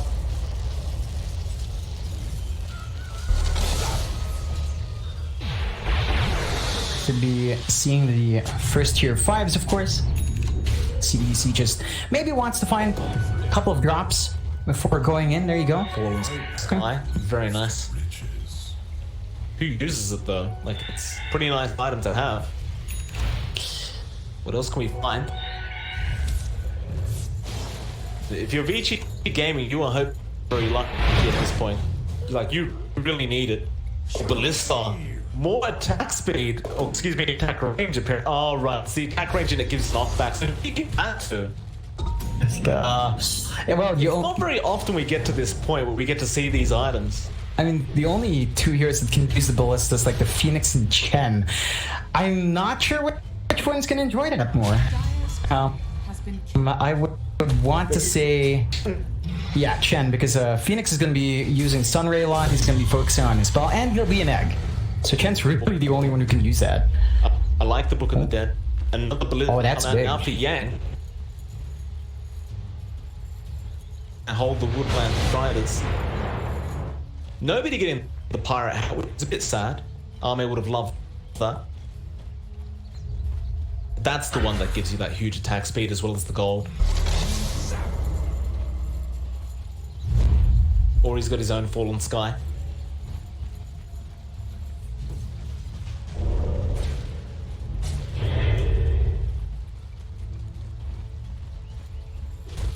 One, 62 minutes in almost. Again, Dota Plus is just all over the place. It just doesn't know. It has no clue anymore. 62% for now for CDEC. Both teams appear to be waiting for that next Roshan.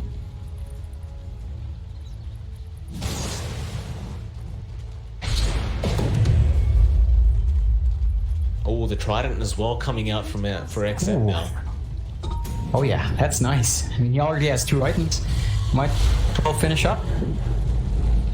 That's right, he can just finish that up completely. And yeah, he does. Immediately buys it out. So now he has a Trident up.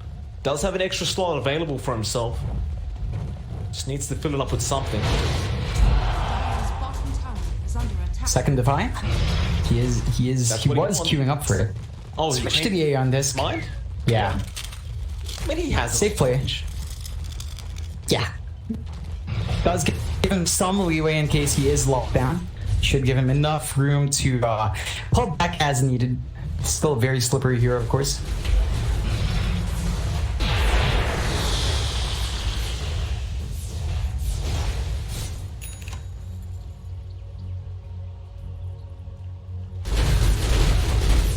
Eurus has taken the Striders for himself. Got the Force Boots there on Yang. Looks like we might be missing one. The supports aren't really holding one yet, but you've got the Telescope, which is really nice on which to have all together. And it looks like the Tusk is just going to hold on to that Ninja Gear for now. We've got the Spell Prism coming out on him later on.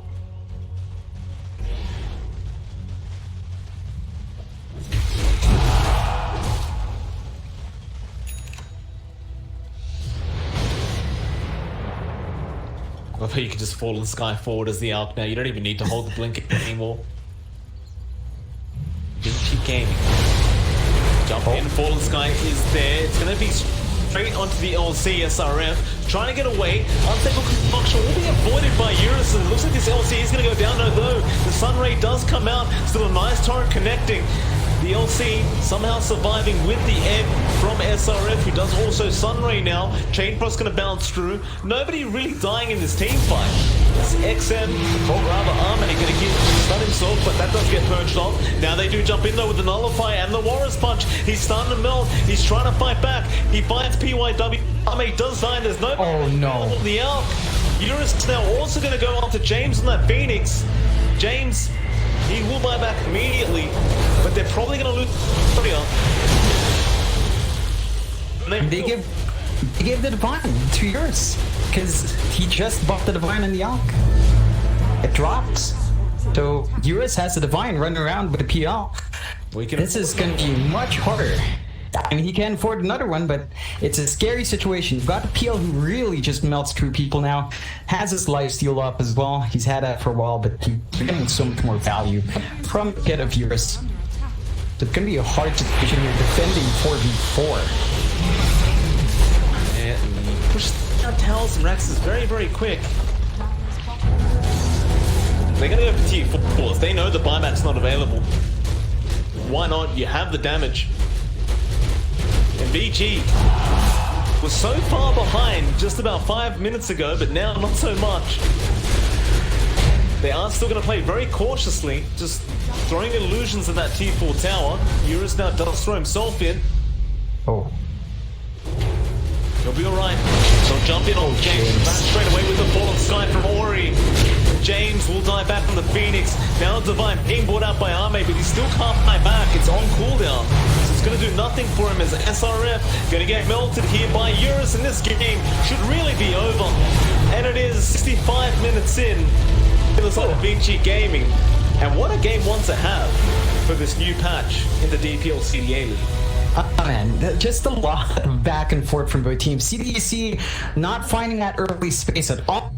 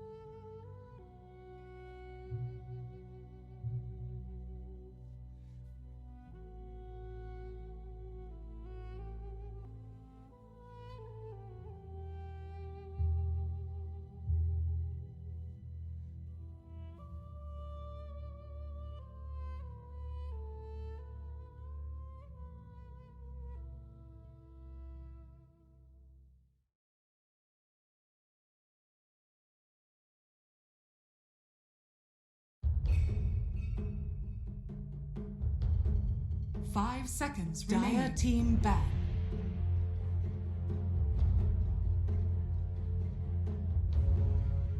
Vici Gaming's turn to ban. Dire team ban.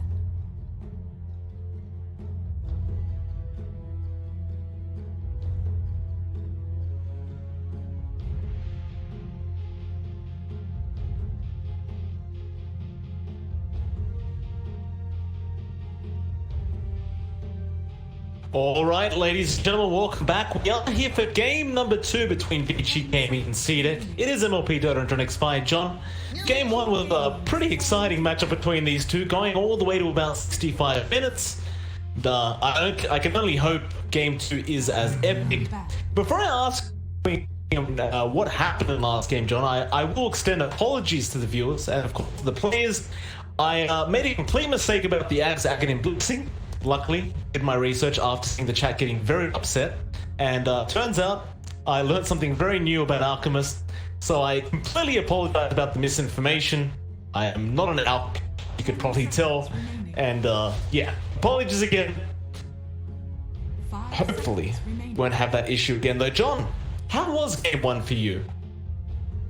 It was a complete back and forth from both sides. CDEC lost a lot of ground early on, but they managed to hold out long enough to really start stacking the Divines and the items up on their Void Spirit and Alch, just really getting to the point where they were really getting scary and big. But Vici did have the answers in the end. A couple of overextensions from CDEC did cost them, and the timing on that one Divine bought out on our Alch, just missing out on the buyback gold afterwards and being caught completely off guard really cost that last fight. So gonna be interesting to see what they shake up here, if they're gonna go for the same kind of slow strat or if CDEC will go for something a bit faster, not rely on pushing the game to 60 minutes. We'll find out, because that was a really close match from both sides. I think you are seeing a bit of a tighter fight between these two teams than you'd expect. Yeah, you absolutely will. Love the fact that these series are so close, and this is something I believe Danog was saying yesterday, where the team in China, I guess because they play against each other so much, they tend to really know how to certain teams, right? Because you do versus the same teams over and over again in scrims and in leagues, and well, some matchups would think it's heavily favored in one team's favor. It's not really though. Like CDEC was just, you know, maybe a couple seconds, one good team fight away from completely taking up that game, and so we just can't tell who could really be the favorites in this matchup, though it is certainly Vici for now, as they are one game up, and this draft is about to begin, as we are waiting for one more ban from the side of Vici Gaming before we do go on. Rather surprising they're not banning out that Void Spirit. XM did give them a lot of trouble, particularly in that early game. He was finding a lot of low priority targets like the Lich and the Tusk, but he was buying a lot of space for CDC, so not banning out that high mobility hero there is a lot of confidence in VG. They must feel like they do have the answers, and they did have some control, but it just felt like XM was getting a lot from that last game. Yeah. I mean, XM was doing a really nice job on that Void Spirit. He was just, I mean, for the first 30 or so minutes in that game number 1, he was just carrying the game for CDA. Like, nothing else was happening for the Dire side. He was literally just trying to force Vici back every single time and set a pace for his team. It's unfortunate that it didn't pan out in his team's win, considering that performance, but we'll see. I mean, he got the Void Spirit again. CDEC, we know they love running it, rightfully so. You want to go for it as a first pickup? Vici Gaming's turn to Tusk. But No? now they Okay. do prioritize the Tusk. Yeah, it's a bit of a shakeup from game 1. Like game 1, they just went straight into that Void Spirit first. This time around, they're giving themselves a lot more breathing room by going to the Tusk. Just really stable support to have. We did see PYW have an excellent game on that Tusk, so it's CDEC's turn to kind of make use of that hero, make use of that early aggression and control it does give your team. We'll see what they do draft around it. The Lich is in the pool if they want to go for that, but VG takes the Lich first, so they're going to have the Lich and the Dragon Knight in this case. Just a lot of durability. With these two heroes up, you have some decent tower push from the DK as well. And you still have a lot of supports to work with at Lich. So it's not too bad getting the Tusk taken away, although that should give CDEC, again, a lot more options in the early game. 10 seconds remaining. Begs the question again, by the way, do you want to go for that Void Spirit? 5 Like, it's not necessarily the greatest laning matchup up against the Dragon Knight, but if you need magic damage output, there's one hero that really has quite a lot of it, and that is the Void Spirit. Yeah, It's must be telling his team, you know, you might want to think about this pick. I think there's a lot of value in that Void Spirit. Like, Dragon Knight doesn't keep it in place like a Kunkka would. You know, the Kunkka does force early usage of your mobility spells. The Dragon Knight doesn't. Dragon Tail is a potent stun, but nothing to be too scared about. CDEC do go for the Oracle first instead. So they've got that steady sustain for them now. They have that False Promise to really work in their favor. They've got a nice disarm built in to the Oracle as well. And some decent control and laning presence. So a lot that you can build off this draft. Interesting to note if we will see maybe something like the Terrorblade you've seen popping up in a lot of these games so far. That is an option for CDEC. The Oracle will kind of help that hero stay alive just a bit more as well. Well, they do pick up both their supports in this first phase, so Vici Gaming may find themselves with a bit of an advantage there, understanding how these lanes are going to go. The thing is, though, with an Oracle Tusk, they kind of win the lane out for you anyway. So it's, you know, you're just going to find the best kind of laning partners now for Vici Gaming, as they do end up banning the PL on the side of CDEC, so they don't want to have to deal with that a second time from Eurus, and the Void Spirit will get banned out from Vici, and now we'll see the big bad Earthshaker coming out from Vici game. Yeah, I like this for VG. I think the key thing with the Shaker here is that it gives you a way to shape that map. You like to mention that a lot, but they had the Tusk last time to really give them control in those tight spots. They don't have access to that. They go with the Shaker instead. Does kind of the same job. You don't have any saving grace with this here though, so there's no snowball saves to factor in here for CDEC. They don't need to worry about that. They have it for themselves. But I think the added team fight the Shaker does give you is really potent. Of course, the tendency we see when teams pick up that Shaker is you do give some more space to that hero if you're running it as a pause 4. You want it to be able to still find a decent timing on that blink. And I think that's going to be something to watch out for VG, how they do share that farm. They go into the Batrider for themselves, and that is one way, I guess, to keep an eye on those kinds of initiating heroes. Just having a Bat jump in first, take the Shaker out, or possibly the DK out, although that's not the fastest target to kill. I think the Shaker is definitely what you want to go for. You have the Oracle for added root when you jump in as well, so that combination is really potent, and you have the Tusk and Batrider to start these fights for you from CDEC. Very strong here from CDEC. Vici Gaming, 4th pick now. Very, very tough laning stage for Vici Gaming when you're up against these kind of heroes. But they go for a Slark pickup.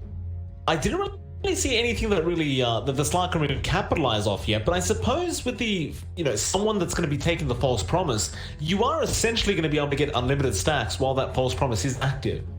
Yeah, But there is some added value in the Slark. I think that's really it. Perhaps the Dispel for the Batrider as well, although I'm not entirely sure how often you can spam that out in lane to mitigate that stacks of Napalm, but it's something that the Slark can certainly play around. So I can see the value. Of course, that works the other way around as well. When you're in your ultimate, the Batrider can easily spot you out, constantly spam his spells and run around you. So that's something you have to be conscious about for VG.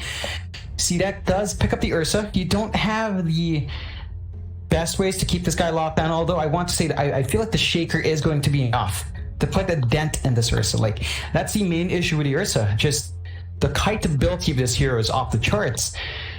As long as the Shaker gets a good block, well, a lot of the instantaneous damage and burst the Ursa can bring you by just running someone down is not going to be there. So CDEC has to keep an eye out on Shaker every single time, and picking it into Slark is a bit of a mixed bag as well. Like, you can kind of tank through, but the Slark does enjoy these tanky heroes. You mentioned it with the Oracle even. Now you have the Ursa as well to really pick off.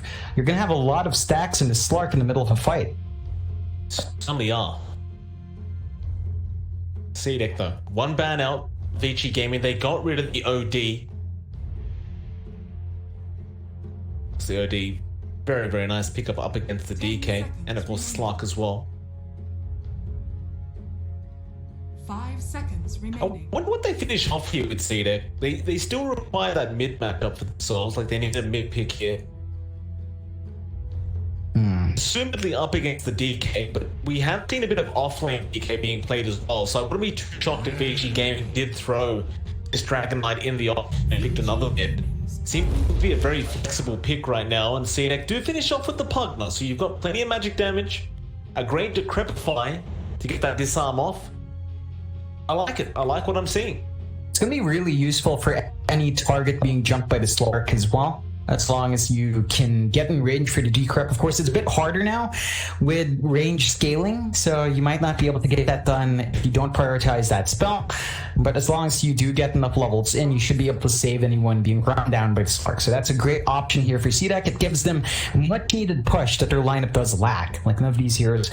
Melt Tower is particularly fast. I guess Ursa can, if you wanted to, but the Pugna does it consistently and safely. So CDEC does have a way to shove out waves, take early objectives, and give themselves something to counteract the Dragon Knight's own push.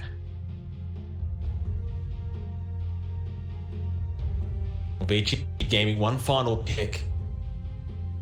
You don't really want to have to run that DK into the mid Pugna, so I imagine this will be another mid pick up here from Vici Gaming.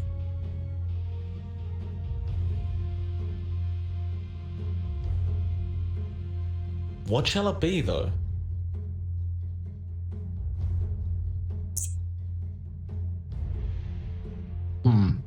It's a bit tricky. Like, the DK isn't too happy up against the Pugna, especially if you do go for a Decrep prioritization. At the same time, the DK can just play around his Breed Fire and still find something for himself. We have seen a lot of people pick, like, stuff like the Storm against Pugna. That is an option. They go with the Ember instead. So it's still the same concept. Like, you can still play around a bit there. You will be punished a bit for going in for raw right clicks if XM does get that early level of Decrep, but there's only so many times you can spam that out. You can play around your Sleight of Fist and your Flame Guard instead. So there are options there for Ori. I think this mid matchup is pretty solid for VG. You're not going to lose out too much on this Pugna though. I believe XM should still be able to get a bit of an edge, especially in level 1 to 3 when Ember Spirit doesn't quite have enough to tank through that initial damage that XM can pump out in the Pugna. So the Flame Guard is going to be a bit annoying once you do get those levels up on Ori, though. X has to be very, very careful. Speaking of the Ember, by the way, I had the pleasure of watching support Ember yesterday. Was actually pretty effective. Essentially just becomes a 4th core, and it just does Ember Spirit things. Yeah, I mean, you know, every time you see that early pick Ember when you and I are casting, I always have to mention that the possibility of Ember 4 is there, and I'm kind of sad I didn't get to see it, but it does work. I mean, if you say it works, then yeah, I guess the Thierry and everyone else saying it works, it does work. Like, it's not a fringe scenario. Yeah, I mean, you give it enough space. I think that's the thing when you have these greedy pos force, right? The same thing goes with a Shaker, same thing goes with like even something like the Magnus. You give them a little bit of space and they'll give you a lot back. So they're heroes that really don't require too much farm, but can set up so much for your team that there is value in just having it in your lineup. Yeah. Still, game 2 will begin. Vici Gaming versus CDEC. Of course, CDEC do need to win this matchup if they do want to force full game number 3. Vici Gaming would love to just 2-0 the side of CDEC to get their nice. In case you weren't aware, after this series, we will also be having a second series, and that one will be between eHome versus LGD. And if you weren't watching yesterday, eHome did manage to get a 2-0 up against RNG, and they are looking very, very strong right now as well. So that should be a very exciting series between those two after this. For now, you have to see the brilliance of CDEC versus Vici, and as per usual, when you see a Tusk, you see the team rotate together around the Radiant jungle, trying to find somebody to really dish out that harassment with a tag team. Dragontail, they do find out Arme. Fisher, or gonna come out. Do they have enough damage? The Frostblast will come to James. He's there to help. He does shove, but Yang had another Dragontail. They may have enough damage now. Arme, no, he's gonna barely walk out of there alive. That Shards does end up saving the day. Yeah, it's gonna have to maybe regen back home though. Don't think anyone has a salve nearby. Could just TP into lane. So not the biggest loss for CDEC there. They do lose out in the runes. That is something else notable. At the very least, it looks like it should still end up being a 2-for-2 trade as soon as James picks up their own rune. Once that out still. Gonna be fairly even to start off with. They'll just leave that rune for XM. Probably get a bottle and just use it for himself. That's fair enough. Or are you going to be having to do with some frustration here from XM in this mid lane? Like, the attack range for Pugna is quite frustrating to deal with. And he keep whacking away like this, or he's going to burn through a hell of a lot of regen just to get to those first early levels of the Emperor Spirit, it seems. Yeah, this is where the Pugna really shines in the early levels of this matchup. You're not going to have any way of really mitigating the damage until Flame Guard level 2 to 3. So at this point, X can just stand there, stop the right clicks with the decrep, clear out the wave with another blast, do some damage onto Ori as well when the... Arme was getting dived on. Victoria was there with the Fortune's End to save the day. Now PYW has to be a little bit careful. I love the aggression already coming out from Vici Gaming. They are afraid of that Ursa early on. They just want to continue going forward and applying pressure though. DY bot lane, he can't do the same as SRF on the Batrider does find the first blood up against that Lich. Yeah, it's a good little pickup for our bat. Doesn't manage to really shove out Eurus from farming here. So the Slark is still finding that. I think they're going to be happy trading the Lich away to give Eurus that space he needs to get that early farm going. For that mid lane, XM really dominating this lane so far. 13-8 on the Pugna in comparison to the 5-0 of Ori. Again, it's to be expected. It's nothing too surprising here. Ori's just gonna have to really get those levels up before he can start to be very efficient with this CS and actually apply some sort of aggression on XM. In fact, they are going to rotate PYW down now. With that level 1 Fisher, he won't really have the opportunity to throw it down onto XM. But he does at least buy a tiny bit of space for Ori. He's going to have to invest in something like a smoke for rotation there. Really good ward from CDEC to watch any movements from that top lane. SRF again finding DY on the Lich, now Eurus. He'll keep farming up, he'll be fine. Has the Dark Pact, of course. SRF looks like he's just going to go for a double pull on this creep wave, even just maybe just firefly down. A Diet Query does go down. Looks like PYW actually ends up sniping the Earth. Arme had some extra reach. In fact, he may need it right now. Yang, Dragontail up. And with the Enchanted Totem, they have plenty of damage to take down Arme. It's looking like almost the kind of same story from game one, at least in the laning phase. It's not the easiest time for Ame in this top lane. They are finding something in the bot lane, but that's mainly support kills. This kind of trade is not favorable in the long run. You would want to see CDC apply a bit more pressure onto Eurus instead. So as long as SRF eventually hits that point on the bat where he can do so, it will pay off. But if it's really down to this, well, Eurus is #2 in last hits. So all those support deaths don't mean anything to this core Slark. Eurus is having a great old time. SRF going to continue harassing out DPY. Radiant's middle tower is under It's called attack. space creation as Vici mid lane, Ori. It's a cripple fight up. James also going to rotate in as the Tusk. Pops the tag team. It's a very nice chance. Ori, he has no way out of this. He can't even dodge with the sleight of fist right now. All he can do is throw a chains up, but he will be able to run away. A lot of uphill misses coming, so he gets very lucky. And now they'll try to turn James. He does die, but the purifying flames. Victoria turns around and gets the kill. And I see that they'll still be very satisfied with that. For sure. Like, that was a bit greedy coming out from our Ember to turn around trying to find those last hits for the damage, not respecting the output that CDEC does have with the Oracle. That's something a lot of teams do tend to overlook. Level 2 Purifying Flames, level 3 Oracle is actually a bit scary to try to turn on. So it's something they have to be conscious about as they take these kinds of trades, and that should give a little bit of an edge once more towards XM. Eurus lane almost ends up going down, trying to man fight SRF in his Firefly. Both of them will manage to salve up and they will be able to walk away from this situation, though Eurus may get another chance to be aggressive. Really wants to go after this Batrider, but won't have a chance. Mid lane, however, Victoria also going to be in trouble as PYW is going to make a chase with the Earthshaker, but can't really lock him down long enough. May at least find a courier out of this. Dire's courier has Does eventually get it. It's a nice little find, and if he could chase down the Ursus, did he spot it? Yeah, I think he did, but a bit too fast for him. Misses out. Would have been a nice little additional gold injection, although down mid. For the heroes. Get it to creep off. James is going to be there with the tag team and Chance for Zen to fly in. Ori going to be in huge trouble. Sleight of fist, it's not going to be enough.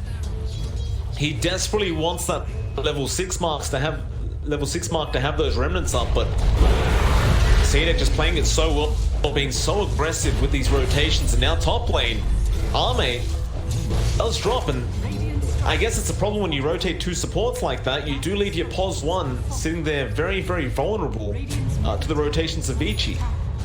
But this is something that CDEC seems to be very content with. They always want to ensure XM has that earlier start, and they have confidence that Ami will find a farm anyway. So this does seem to be their game plan, just getting that early advantage with XM. In fact, XM with level 6 hits really hard onto Ori. The D1 mid lane going to be in trouble and does get bursted down. XM picks up the kill on the Pugna. Continues forcing in that T1 mid tower. Eurus, bot lane, does go down. SRF with the Firefly and Arme with the rotation on the Ursa. They do find that position 1 Slark, who has been freely farming this whole time. He's currently at 42 last hits, 8 denies on that Slark. Still mid lane, Fortune's End going to come in. There is still no level 6 on Ori. He's at that level 5 mark, about to pop the level 6. They do find James and XM. Still trying to fight. He does TP, but PYW cancels that off with the enchant, so he will just try to life drain away. Victoria doesn't know what to do to help here. Another enchant totem does eventually get the kill here with Ori, and now they dive onto Victoria. Ori is level 6, and they do pay for it heavily on the side of CDEC. Yeah, that was a really forward movement and a lot of aggression coming out from CDEC to try to secure those constant kills on our Ember, but they just don't have enough in the end to clear out Ori. I think the moment they gave a bit too much space for the sports to get what they needed done, and once PYW had the utility to stun up multiple times, you can't get that combo off as safely as you'd want. So it's something they have to really keep an eye out on. You also do have better vision from VG now. They got the D wards off earlier on, and they have some aggressive wards now. So they have a lot more leeway here on VG's side to counteract these movements from CDEC and sort of preempt that aggression. Well, speaking of those wards, Victoria will fight on one of them. is under attack. Mid lane, a bit of harassment out onto Ori. Does have a remnant, so he will be fine. XM's just trying to be annoying and force Ori away from these creeps. Get him to Crepify. Such a low cooldown on this ability. Top lane. Brent being caught out though. Nice snowball save. Eurus is still going to be there with Yang. They try to take the DK out before they die. SRF doesn't know where to run here. He gets a lasso off though. Eurus, he does dark pact it off. They do get Yang, but they'll lose SRF in the process. Eurus will get himself some very, very nice permanent agility. You'd want that trade to go for Vici. You definitely wanted that a bit cleaner. You did kind of trap yourself in a situation with no going out. So, a bit of a weird spot to try to force that fight, especially against a Batrider. Like, he enjoys those tightly wound up areas, along with a Tusk around.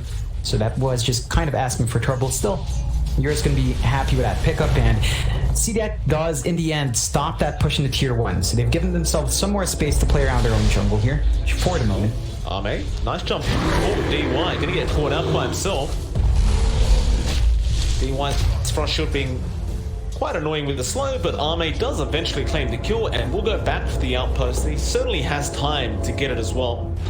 That'll mean that Vici Gaming are going to try and fight this top outpost, but CDEC are there to protect it, and it looks like poor old PYW is going to be completely surrounded, and SRF will be able to pick up a kill on the Batrider.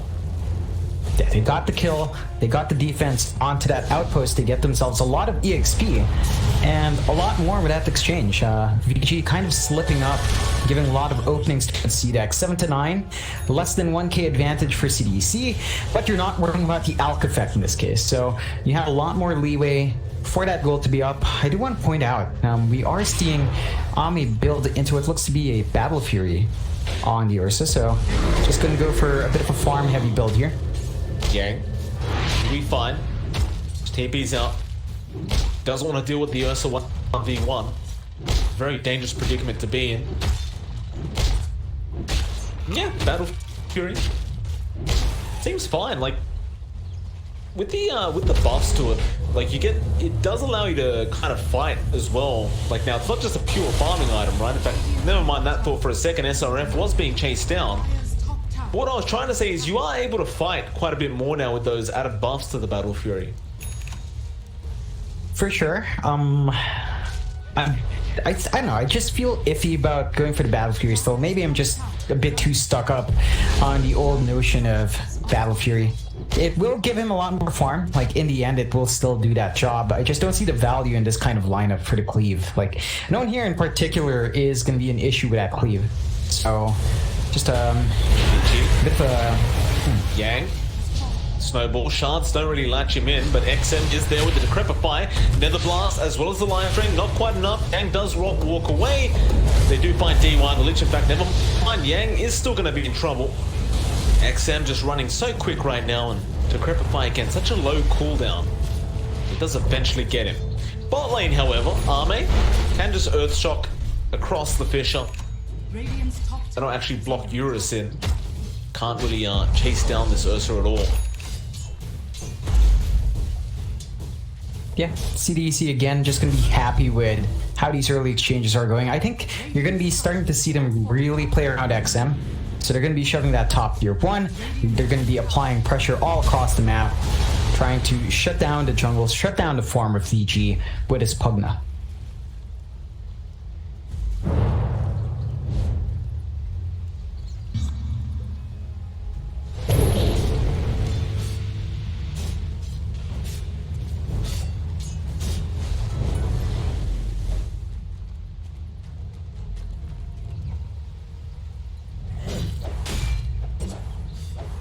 It's like Yang's to be just focusing on going after a Blink Dagger on this Dragon Knight, so just wants to have that initiation up against the side of CDEC. It does seem relatively important as well, because you do want to either get the Oracle or the Pugna going into these fights. Either one of them being left alone is going to create a lot of chaos, as you're not going to have so much heal coming out. So at least you do have that form of initiation from the DK as well. You can also see Eurus, he's trying to get a Shadow Blade up on this Slug, and I guess that is rather effective as well, just being able to break that gap and pick up the target you want. Though now Ame does get Eurus, but of course he can just pounce away. Meanwhile, SRF does go down to the top lane to PYW and bot lane. They are going up DY. It'll be a nice easy Lich pickup for the side of CDA. Yeah, just trading a support for the offlaner there. A bit better going the way of VG, I want to say. Bigger target than that Batrider to clean up, but you are really starting to choke out the farming areas for Eurus. Really good forward aggression from CDEC means that the Slark can't quite freely farm as he'd want.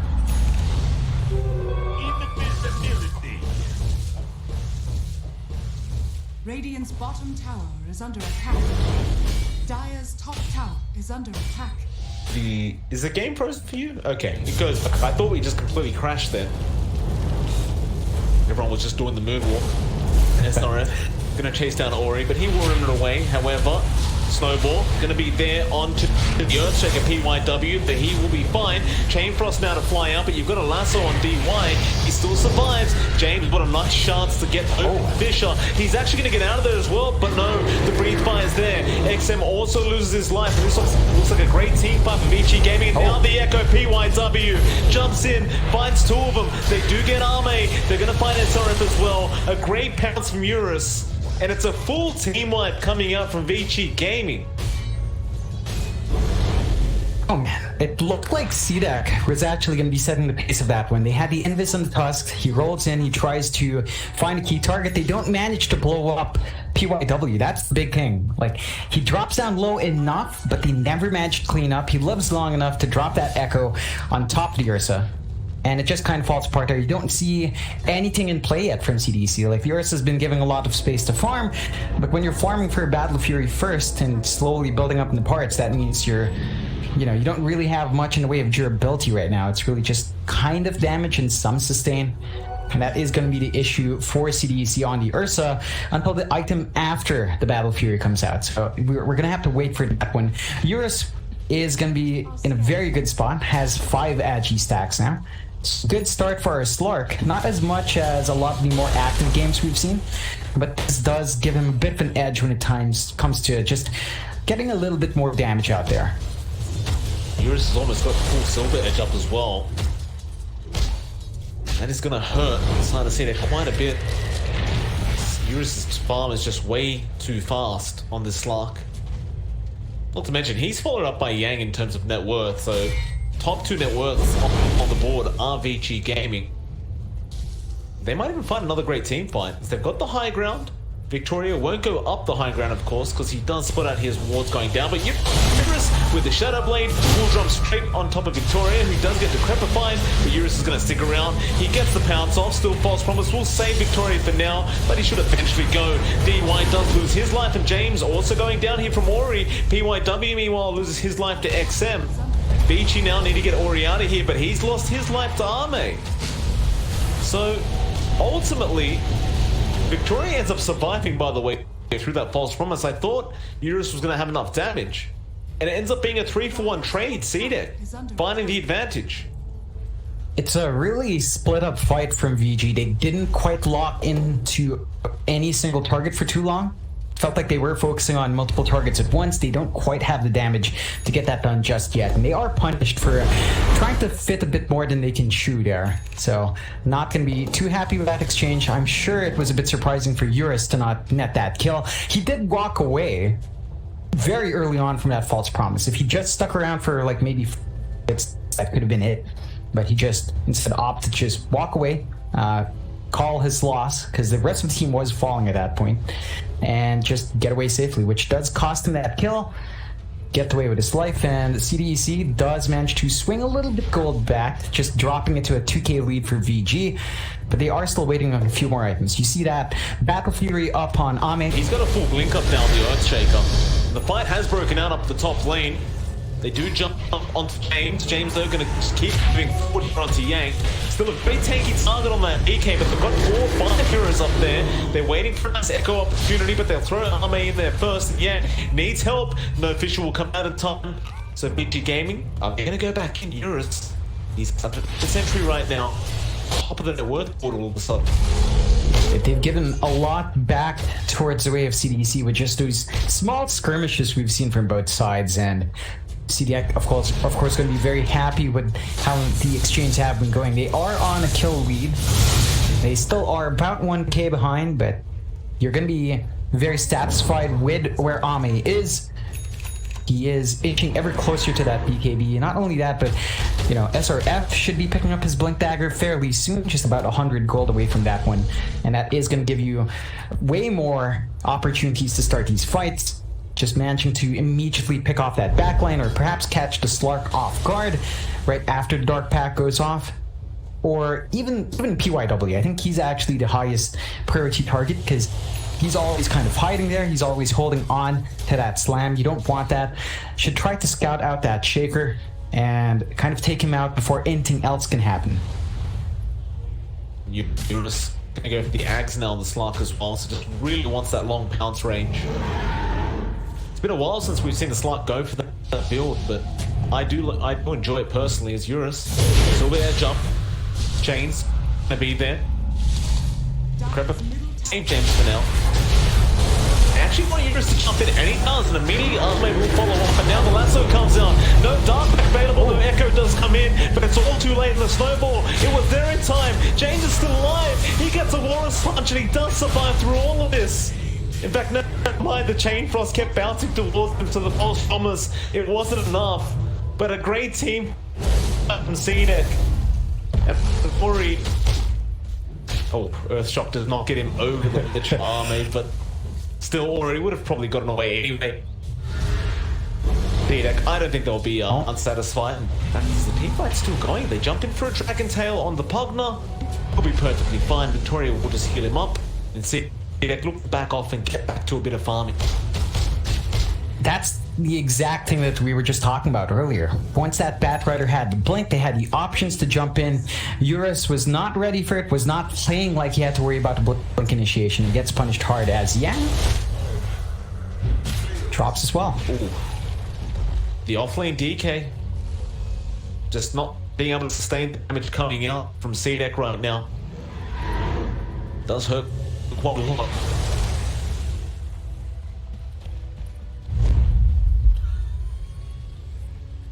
CDEC will immediately smoke up on Eurus. He would be probably the best target you can ask for. Shows himself up top. They don't have... That's what they do in a second. It's going to be there. So Drops essentially gets the lasso off. No Dark Pact in time, and that means... I'm not sure what he was expecting there. Like, he was walking in the jungle area. He knew it was warded because he didn't have his buff on from Shadow Dance. He was walking slower. He should have known there was like a laning ward and they might have made a move onto him. Playing really risky on that. Slark gets punished hard. And CDEC again going to be very satisfied with finding these easy pickoffs on a hero that should otherwise be a lot more slippery than this. Dire's middle tower is under attack. Still a very even game. Like, you look at that net worth graph and it was going very nicely for Vici, upwards to around 4k, but we are now back the way you've seen it by about 1k.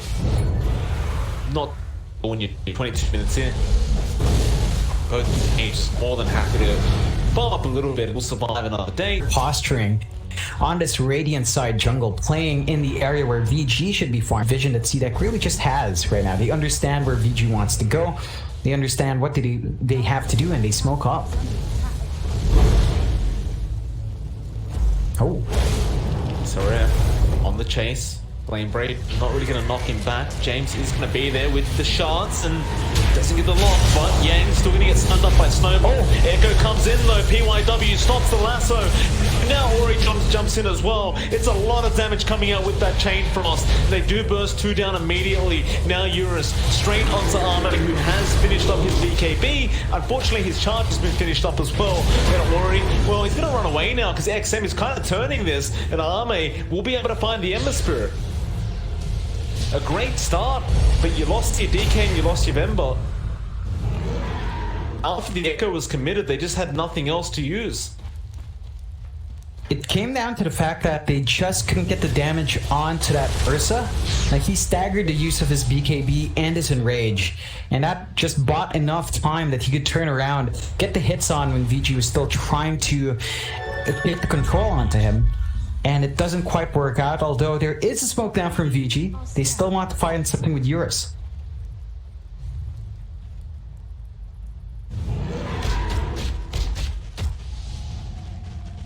XM wouldn't be a bad target, but looks like they'll find James and they'll settle.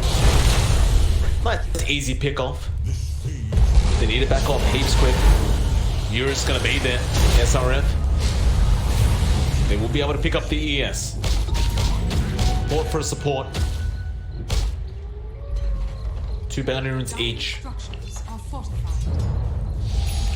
Vici Gaming, it just seems as though the one real important thing for them, right, they need that T1 mid tower. So they'll start on Pugner, but the Prepper finds there. Yeah, gets Dragon Tail off, but it's not really going to matter. But Eurus, he'll man fight up against the Tursa. And now, last we'll catch out Yang. And when you're up against the Pugner, the DK really isn't as tanky as you would hope. Just gets blown up. XM really itemized to bully out VG's advantage in terms of physical damage and physical durability there. He has been building up in the Dagon. It is a Dagon for now. So, you know, the moment he's there, they really are gone. And it's not too hard for him to get that done. Decrep, and then Dagon, and then boom. You know, it's pretty quick, especially if you start with a Batrider. It's important to get that lasso off first, because you do have the BKB on Yang. So they have to commit that control and then get the burst damage on, but I'm sure they're not going to be too unhappy about killing off a core like that. Make matters worse for Yang. There's a Basher now available in Arme. The Basher is not going to care for the BKB. Yang. He's the tanky offlane hero. Won't really mind dying as quite as much as Ori or Eurus. Dire's bottom tower is under attack. Top lane, they have found the Dragon Tail off with an Echo, and that's a lot of damage on Army, but the false promise Victoria. Now they try and fight back. Yang pops his BKB. Suddenly Gay's going to be there, and Eurus will also join. They need to help out this Ursa ASAP. False promise will keep him alive. He gets his own BKB off, and now the snowball will save, but they've jumped on Victoria. Can they get Arme out of here? They're still trying. Lasso is there from the Batrider, but they do eventually find Arme. And with that, you've used up Lasso, and you're going to lose SRF anyway, it seems. Or, no, they definitely will. Ori will come in from the side, cleans that one up. Vici game, and that's a really massive team fight for them. Yeah, they managed to find the kills they wanted there. It looked a bit messy at the start. You know, they didn't really get enough damage to burn through Ame quickly enough, but they did managed to stagger it out that they couldn't get the counterfight they wanted. So CDEC just couldn't find a way back in there. They lose their Ursa. They do drop their advantage just a touch, and this should give VG the space they need to get a decent push going. They clear out that mid tier 1, which is already very low. I would have loved to see a few more ward drops here. Maybe a lot more forward control, especially in that jungle area, just to give them some leeway, some more avenues to force out these fights, as this is where they found the most success, you know, forcing the fights onto CDEC, and instead of playing around the vision and control that CDEC does have. So they miss out a bit in that opportunity for a forward warding mission, but still managing to stave off CDEC's slow rise up here.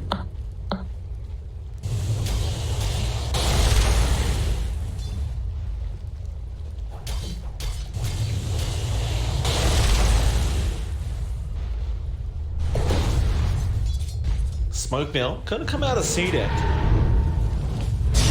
Running up the high ground, DY breaks the smoke, but they go straight after PYW. Echo wasn't available anyway, but they do find 2 support kills, and this should open up the Roshan.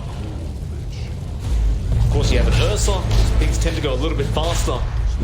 DY will buy back, so they do indicate they are willing to fight. See, Echo, they found another. It will be Ori. Ori doesn't currently have any reference available. There'll be one up soon. It does have a double damage room bottled up, but the Roshan just going down so quick. Gives a very nice lead over the CDEC. Like, you're going to be feeling very comfortable as this dire side, and Vici Gaming just going to remain on the back foot for at least another few minutes.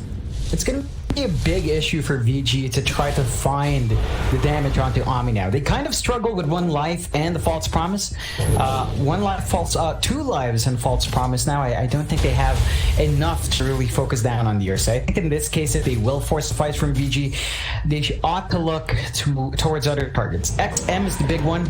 He's been a massive torrent to their side. He's just been allowed to stand there, get the decreps off, get the Dagons off every single time. I think they should focus on trying to burn through this really squishy Pugna in the first place, punish that kind of hero, and ignore the Ursa for now. You know, if you clean up everyone else around the Ursa, it should be possible for VG to run away, although, again, with a basher up on Ame, running away gets a little bit harder when you get bashed up. But if you are Vici, you're just gonna avoid any kind of team fight. Like, you're gonna wait for that Aegis to expire. Like, you know, you're not actually gonna try and make anything happen yet. Yeah, I mean that should be the game plan, but you know, if anything does break down, which we tend to see, yeah, sometimes you're just forced into an engagement. Ursa should not be your priority. You should really not aim for it. Like some cases, you could argue that taking out the Aegis is enough. I think when you're playing with an Ursa in the pool, there's just so much leeway for the Aegis user. Like you can delay your use of the BKB. For sure into that second life because you probably are guaranteed to get it off with a false promise. So you don't want to take that risk, and VG is playing a lot more cautiously this time around. They are just opting to pull back, farm up, and take their time. They have narrowed that gold advantage that CDEC does have. It was a 3k peak down to just 1k advantage. In terms of itemization, there isn't too big of a gap between VG and CDC, which does help them out a bit more. I think it's down to the fact that stuff like the Pugna going for the Dagon build, it does taper off once BKB start popping up, and you do have Yang. He's had his BKB for a while, so he's not going to burn down as fast if you don't commit the control. And that is certainly something VG can play around with quite well. And the build up towards the Ags are slowly there. Ori is about 3 parts off, 2.5k, so I don't know, right around 500 gold off for his Ags, and you do have the Ags on Eurus. Smoke up. CDEC. Dire's top tower is under attack. Of course, with that Aegis, wanna make something happen right here, right now. Are fortified. Do you have the Abyssal Blade coming out now on Arme? Power Spike for this Ursa. Heaven's Halberd there on Yang as well. Eurus actually finds himself a double damage range. This could be some unfortunate timing for CDEC. Suddenly VG say we've got a double damage, let's go try and fight. They've also got an Ags up now on Ori. Much greater presence with those remnants, and they do jump in. Straight onto James. Get rid of that task. Make sure there's no snowball saves, and now pounce in, pounce out. Arme disarmed. To be chased down. And they actually find him. They do get the chains. He is the one with the Aegis though, so perhaps you don't really want to aim him first, but Abyssal straight onto Eurus, and now SRF. He didn't find the lasso in time. He didn't actually get it off Eurus with that Shadow Dance, just rushing onto that Bat Rider with Ori. They will find SRF in time. Now onto the Oracle, and Vici King, they are winning this team fight really heavily, as they all are also going to find the Ursa. They should be able to finish this off very nicely. Arme going to try and fight back up against Eurus. No chance of that happening. A triple kill will come out from Ori on the M. Oh. Even with the Aegis, VG Gaming, they understood when they could fight. Yeah, they just found the right targets. Like they aimed for the backline first. They take out the tusk. They ensure that the Bat Rider doesn't get that lasso off timely. And it all comes together. I think the big thing was, of course, we did see Ori's Ags come into play. We did see Eurus's Ags as well. So those two big item pickups for these heroes enabled them to get that distance and the reach to pick up on those two supports that are really sustaining that. And of course, blowing up XM doesn't hurt. So you have all of these capabilities for VG to clean up the backline. This is when CDEC should be a lot more cautious about their positioning. They're going to have to bait VG in to a target and then jump on that, ensure that everything else is ready on hand, that they can get the false promise off in the key target, not forced to use it on their own support, and that they can get the tusk to be disrupted.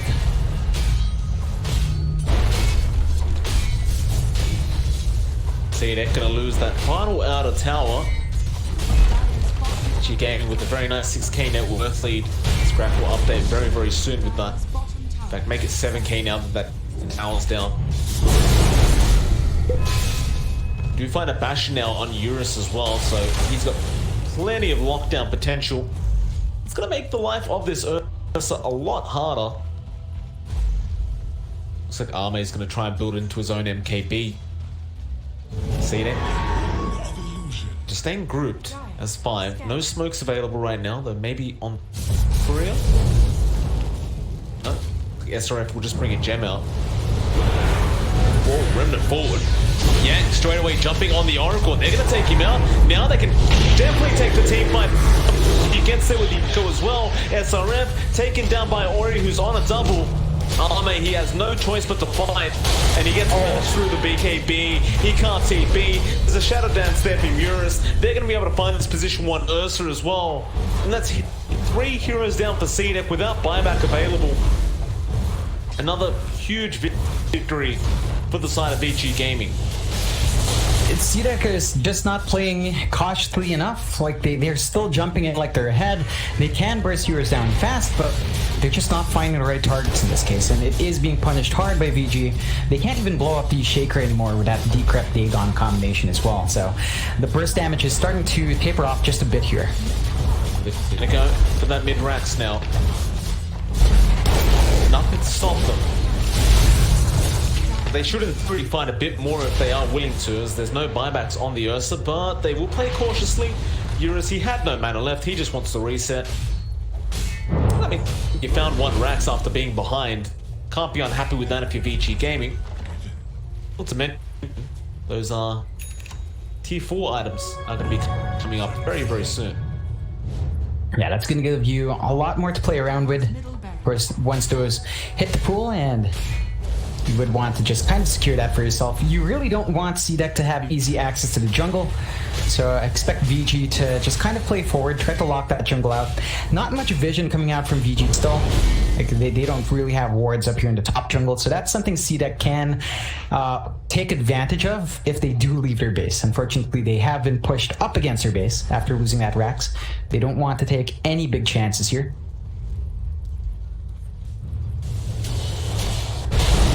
Gonna smoke. Seems that they don't want to be locked in. We'll try and take a team fight. BKB immediately popped by SRF, but the Dark Pact was there from Eurus in time, so the lasso is wasted. Oh, and Yang, he's got the Aghanim's. So that Black Dragon's now. Ooh. Yeah, free pathing for Yang once he's in that dragon form, and almost those tier 4 irons as well are going to be going to the way of Vici. Seems as though CDEC are going to quickly try and rush through their jungle and find as many as they can, but they could go into a team fight.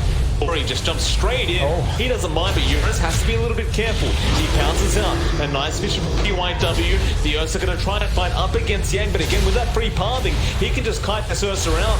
Eurus looking for XM on that Pugna. He doesn't want any disruptions, but these Decrepifiers going to be too hard to go through. PYW cancels the TP of the Pugna, and Ori will take care of the Pugna as Victoria has been caught out. He does end up using False Promise, but that's going to give more stacks away to Eurus as he just continues to right-click away.